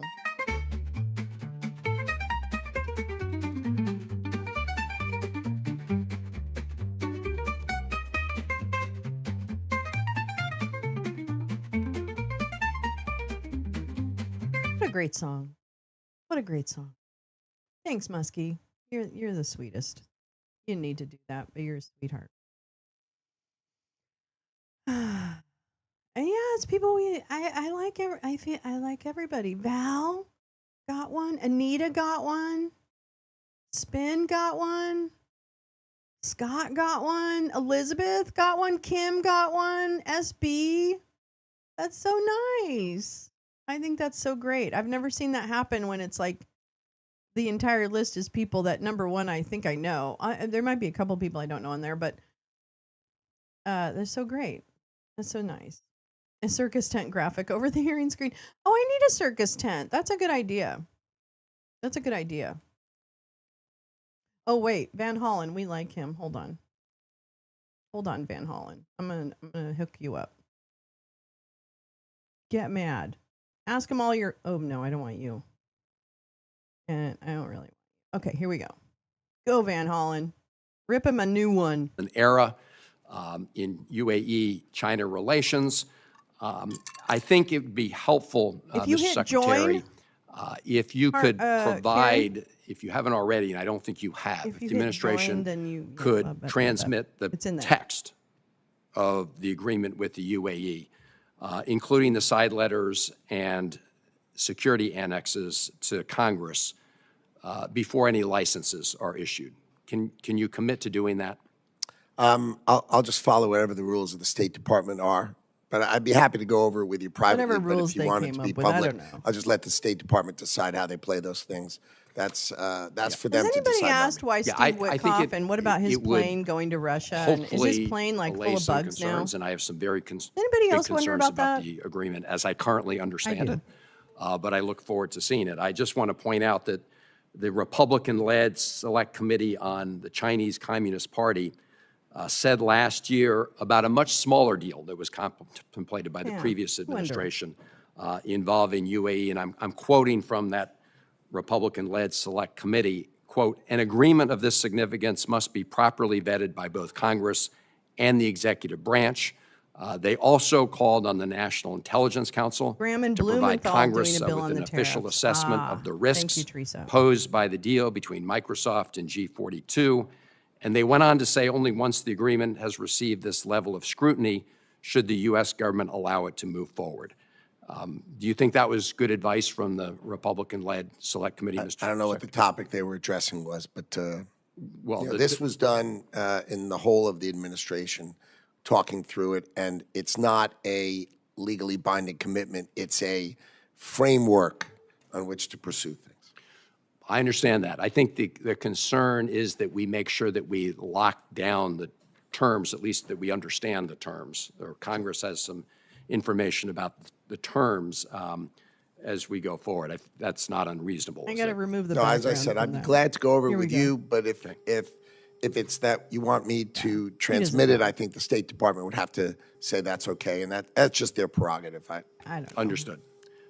Quick question on the Patent Office.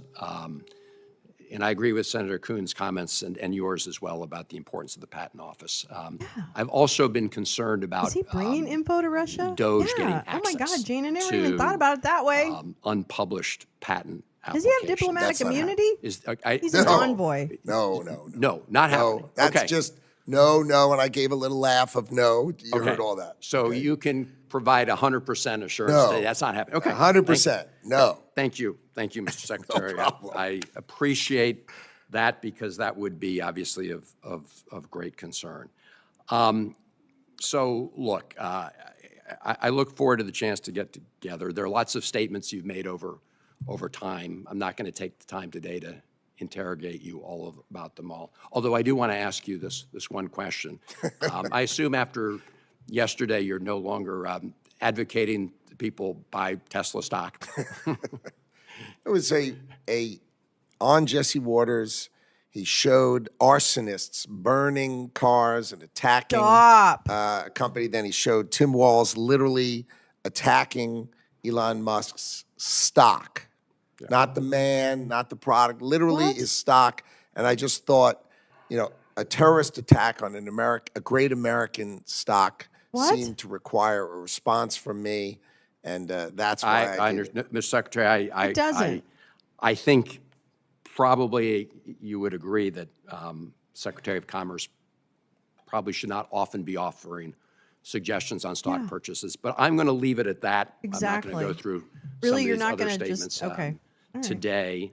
I do want to end, and I'm going to pass it over to the chairman where I started. I do hope that at least from our experience so far in the first 4 months, when I say ours, I'm speaking at least for the Democrats on the committee, that we can hit the reset button with you and the Department of Commerce. And I would welcome the chance to sit down with you and go over all of these issues because we've got a budget to deal with. We hope that we can resolve it. I'm going to be working in good faith with the chairman. So can we get together and go over a number of these issues I've raised and some that I haven't? Be my pleasure. Thank you, Mr. Secretary. Will you commit? I think you've been truthful to that last sentence. Okay, I'm done with this mass masturbation session that we're having.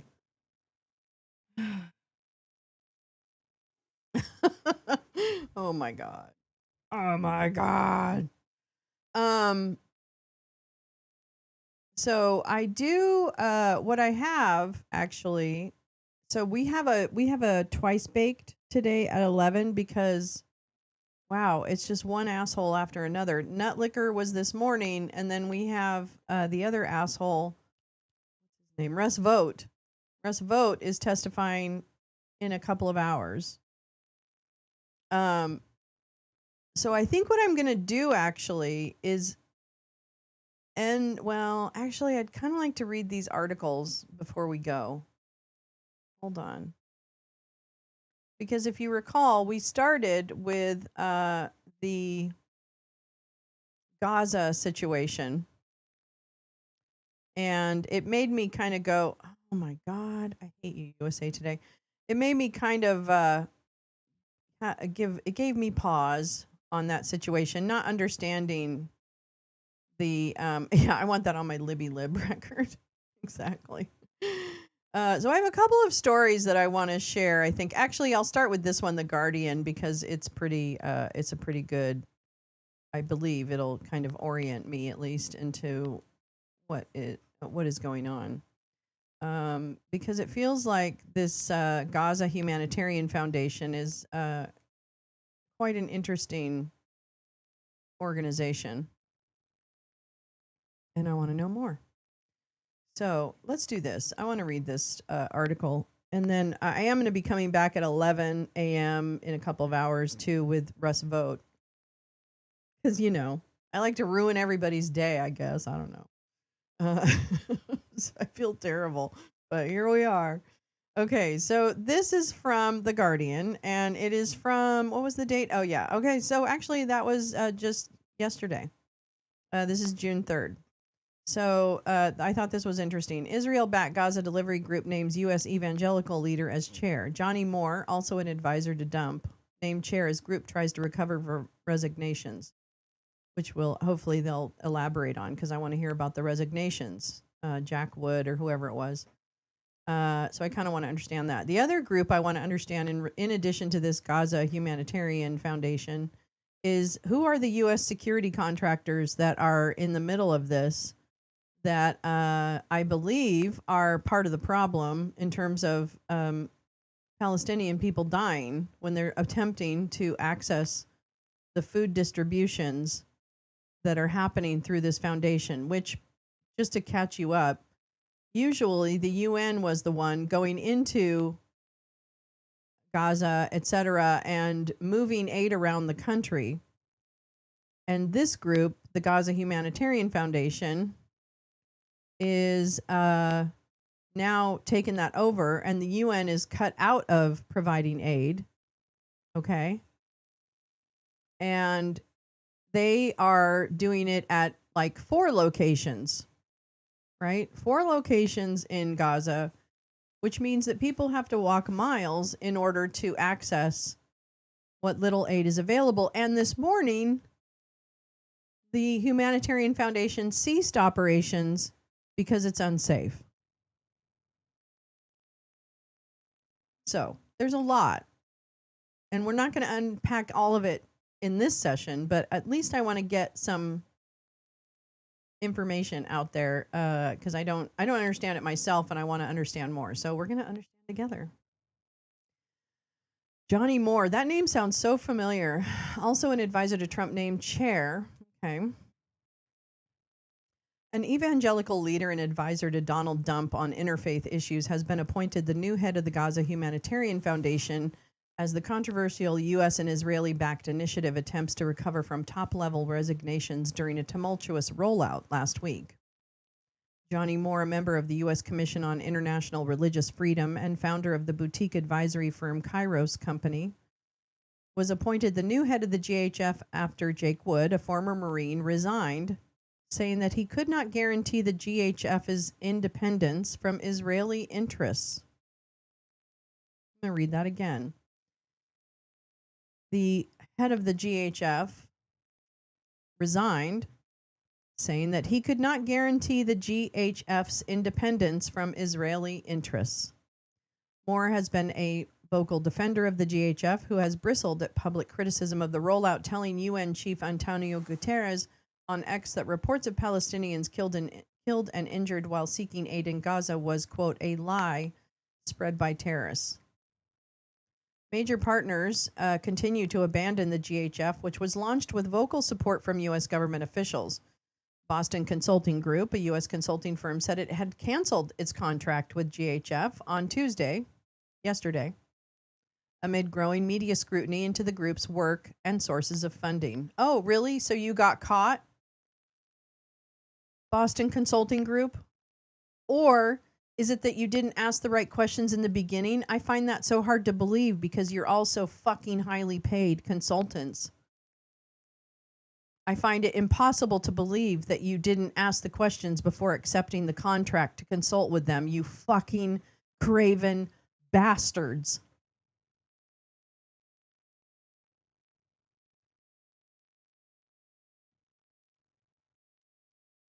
In a post on its social media, the GHF announced that its distribution points would be closed on Wednesday for update, organization, and efficiency improvement work. The group did not give more information on improvements it's intended to make. Operations would resume on Thursday, the group claimed. In a statement, Moore launched the GHF's reported delivery of more than 7 million meals in the last week, numbers that haven't been independently verified, and also took aim at media reports about murky finances and chaotic rollouts of the aid distribution centers in Gaza. Local health officials said that at least one person was killed and more than 50 people injured on May 27th when Israeli troops opened fire on the second day of operations at GHF Distribution Center. Quote, the GHF believes that serving the people of Gaza with dignity and compassion must be the top priority, Moore said in a statement. God, they'll just say anything. They'll say anything. And people will be like, oh, okay. Oh, well, that's what he said.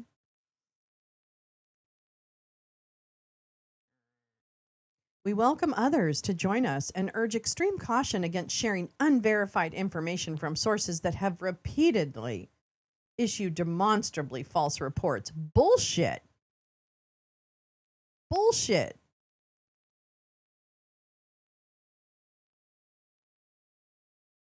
GHF believes that, blah, blah, blah. False reporting of violence at our sites has a chilling effect on the local population, and we can think of no greater disservice to a community in dire need.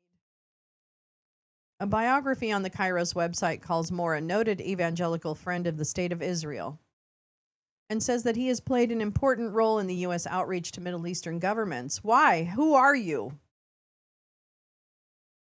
How do you speak for our government? Including the conclusion of the Abraham Accords to normalize relations between Israel and Arab states. John Ackrey, the acting director of the GHF, said that Moore had a proven record of principled leadership and hands-on humanitarian work. I mean, yeah. And sometimes I sing okay. You know, like, whoa, all right. But Moore's positive experience working with major charitable organizations will make it difficult for him to refute criticisms about the GHF's lack of independence and experience dealing with a major humanitarian crisis, which is what the UN staff are actually trained to do. When I went to Stanford for a program for nonprofit leaders back in 2011 or something like that. And what you do was you had 3 weeks and you basically went through a bunch of Stanford Business School, courses and learned about different things. And one of the things we learned about was we did an exercise about moving people through a refugee center. And we had teams, and you would be tasked with basic information and be charged with creating the people moving plan, just the one piece of logistics. And we literally learned about where failures come into that. And I'm going to be honest with you, I had been running like nonprofit, smaller organizations. Let's see, 2011. So probably for about, 15 years at that point. So I thought, I knew some things, but this exercise completely humbled me. Because just like everything, there are so many factors when actually implementing this work on the ground that's why you have experts do it. And it is peak insanity to think that you can look at a program from afar and decide its worth or value.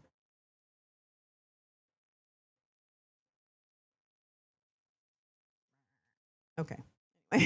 Sorry, I'm really mad about this stuff. The Boston Consulting Group, which was reported to be handling key logistics planning, abandoned the project late last week.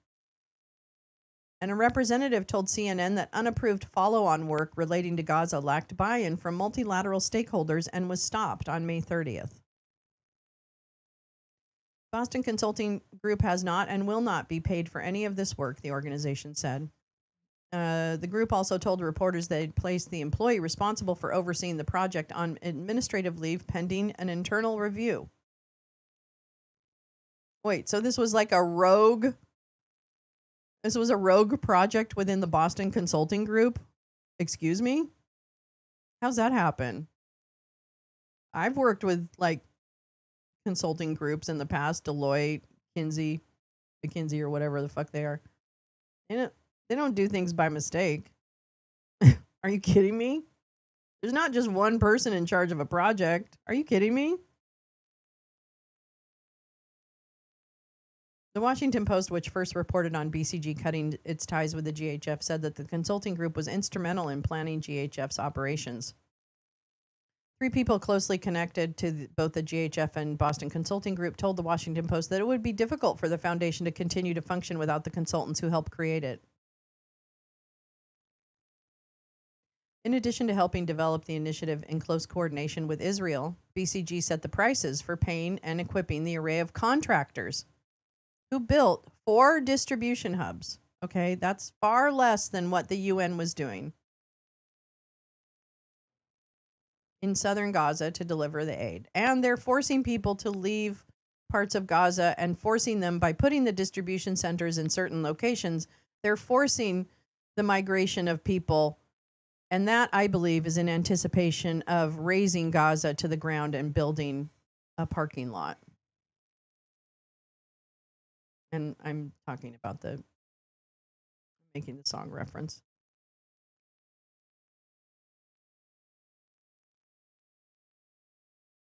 Anyway, so that's that story. I do have the Washington Post thing, which I'll link because it's got a paywall, but you could probably plug this into the archive. And this is the story of BCG. So I'll link that in the description. And then this is this is what I wanted to read too. This is from Alliance for Philanthropy and Social Investment Worldwide. Okay, so this is looks like a trade publication probably for nonprofit, alliancemagazine.org. This is from May 29th. So this is a little information on U.S.-made Gaza Humanitarian Foundation led by security firms under investigation as it conceals funding. So I want to read this perspective and see what's going on here.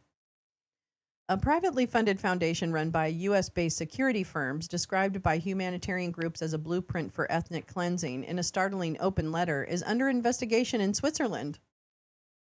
The Gaza Humanitarian Foundation, chosen by Israel to distribute aid in Gaza on Tuesday while all humanitarian agencies have been blocked, has been widely condemned by nonprofits, human rights groups, and lawyers who say the so-called foundation is weaponizing aid. The scheme, which pre-screened Palestinians in Gaza, has in effect taken over operations run by UN humanitarian relief programs. Trial International, a Swiss NGO, filed a request for an investigation after the U.S.-led scheme registered itself in Geneva. The request asks authorities to investigate whether the Gaza Humanitarian Foundation adheres to international humanitarian law and Swiss law. Humanitarian groups signed an open letter against the GHF, a project led by politically connected Western security and military figures, coordinated in tandem with the Israeli government, and launched while the people of Gaza remain under total siege. It lacks any Palestinian involvement in its design or implementation. This is not a logistics problem. It is an admission that the plan includes displacement of hundreds of thousands of Palestinians, or worse, the abandonment of more than 1 million people to famine, it warned. The group shows no record of how it is funded. There are links to 2 U.S.-based security companies. UG Solutions. Hi, welcome to Wake and Bake, where you actually hear about the news before it happens. Please like, share, and subscribe. It's free.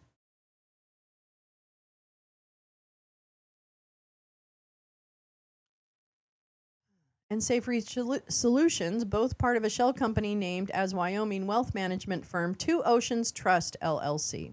As reported by France 24, former CIA paramilitary chief Philip Riley runs Safe Reach Solutions and was behind the operational plan for checkpoints in Gaza's Netzarim corridor, while UG Solutions is managed by former U.S. Special Forces soldier Jameson Gavoni. Remember him? We talked about him.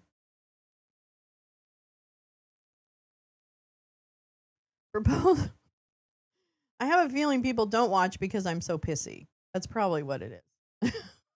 I may have cracked my own code. Whatever.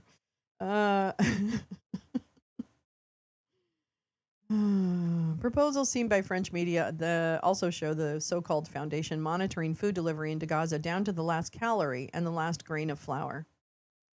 In plans shared with journalists, the foundation said it would open 4 distribution centers, reaching just 60% of the current population in a small part of the enclave. Quote, that might keep enough people fed to avoid the IPC's arcane threshold for famine, which requires 20% of the population to fall short of certain measurements for access to food, malnutrition, and elevated death rates. But it would be gaming the system, not preventing widespread starvation, said Alex Duvall, executive director of the World Peace Foundation of the Fletcher School for Law and Diplomacy at Tufts University. The head of the United Nations Agency for Palestinian Refugees, UNRWA, condemned the new United States-backed aid model in Gaza, saying it is a distraction from atrocities by the Israeli armed forces. And this is why Israel wanted UNRWA out, because they were telling the truth about what's happening on the ground. So if you recall, from the jump, the Israelis have been trying to shit talk UNRWA and point out and, create kind of like controversies and all that kind of stuff. They destroyed it. And here we are. But she laughed too much. Israel has imposed. Can you imagine if all we had to worry about right now, instead of like rights being taken away and deportations and all that kind of stuff, if we only had to worry about stopping Israel from ethnic cleansing of Palestine, if we had to fight our government for their support for Israel, and if that was one of our singular focuses, can you imagine the change we might be able to affect? But no, we're dispersed now. Now we have to fight dozens of battles that are all equally important and imperative. Tell me how that's better. Unless this is some great reset that you support. And fuck whoever doesn't make it through the reset. Wow.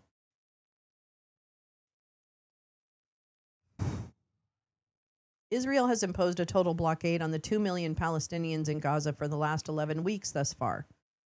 UN aid is rotting and decaying at the border, with Israeli armed forces blocking entry. Before the blockade, UN aid agencies gave out vital supplies from around 400 locations. 400! 400!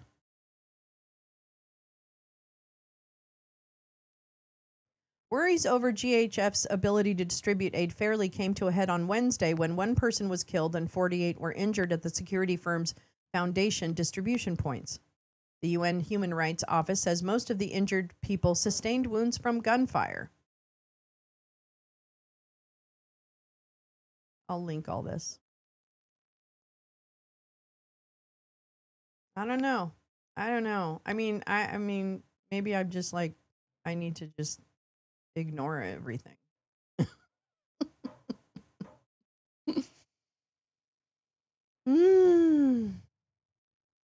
Anyway. Well, thanks for hanging in there. 13 people. I love you. Share the links. If nothing else, I don't care if anybody watches the show. I really don't. But at least share the links out of the stuff that we read, because I think that stuff's pretty good. It's not all great, but it's pretty good. I don't care. As long as the information gets out there, I don't really care. So I'll see you guys in a couple hours. I'm going to go chill and eat some breakfast and, rethink my life. No. Okay, I'll see you guys later. Thank you so much for coming today. I really appreciate it. I'm sorry you had to go through Howard Nutlicker. I really am sorry about that. Ugh. Apologies. I love you too. I love you guys so much. Thank you. You're wonderful supports to have. And you don't have to. You don't have to be there, but you are. So I appreciate you. Thank you. And thanks, Muskie, for the juice, for the coin, dropping the coin. I appreciate it. I love you guys. All right. I'll see you later. I'll see you in a couple hours.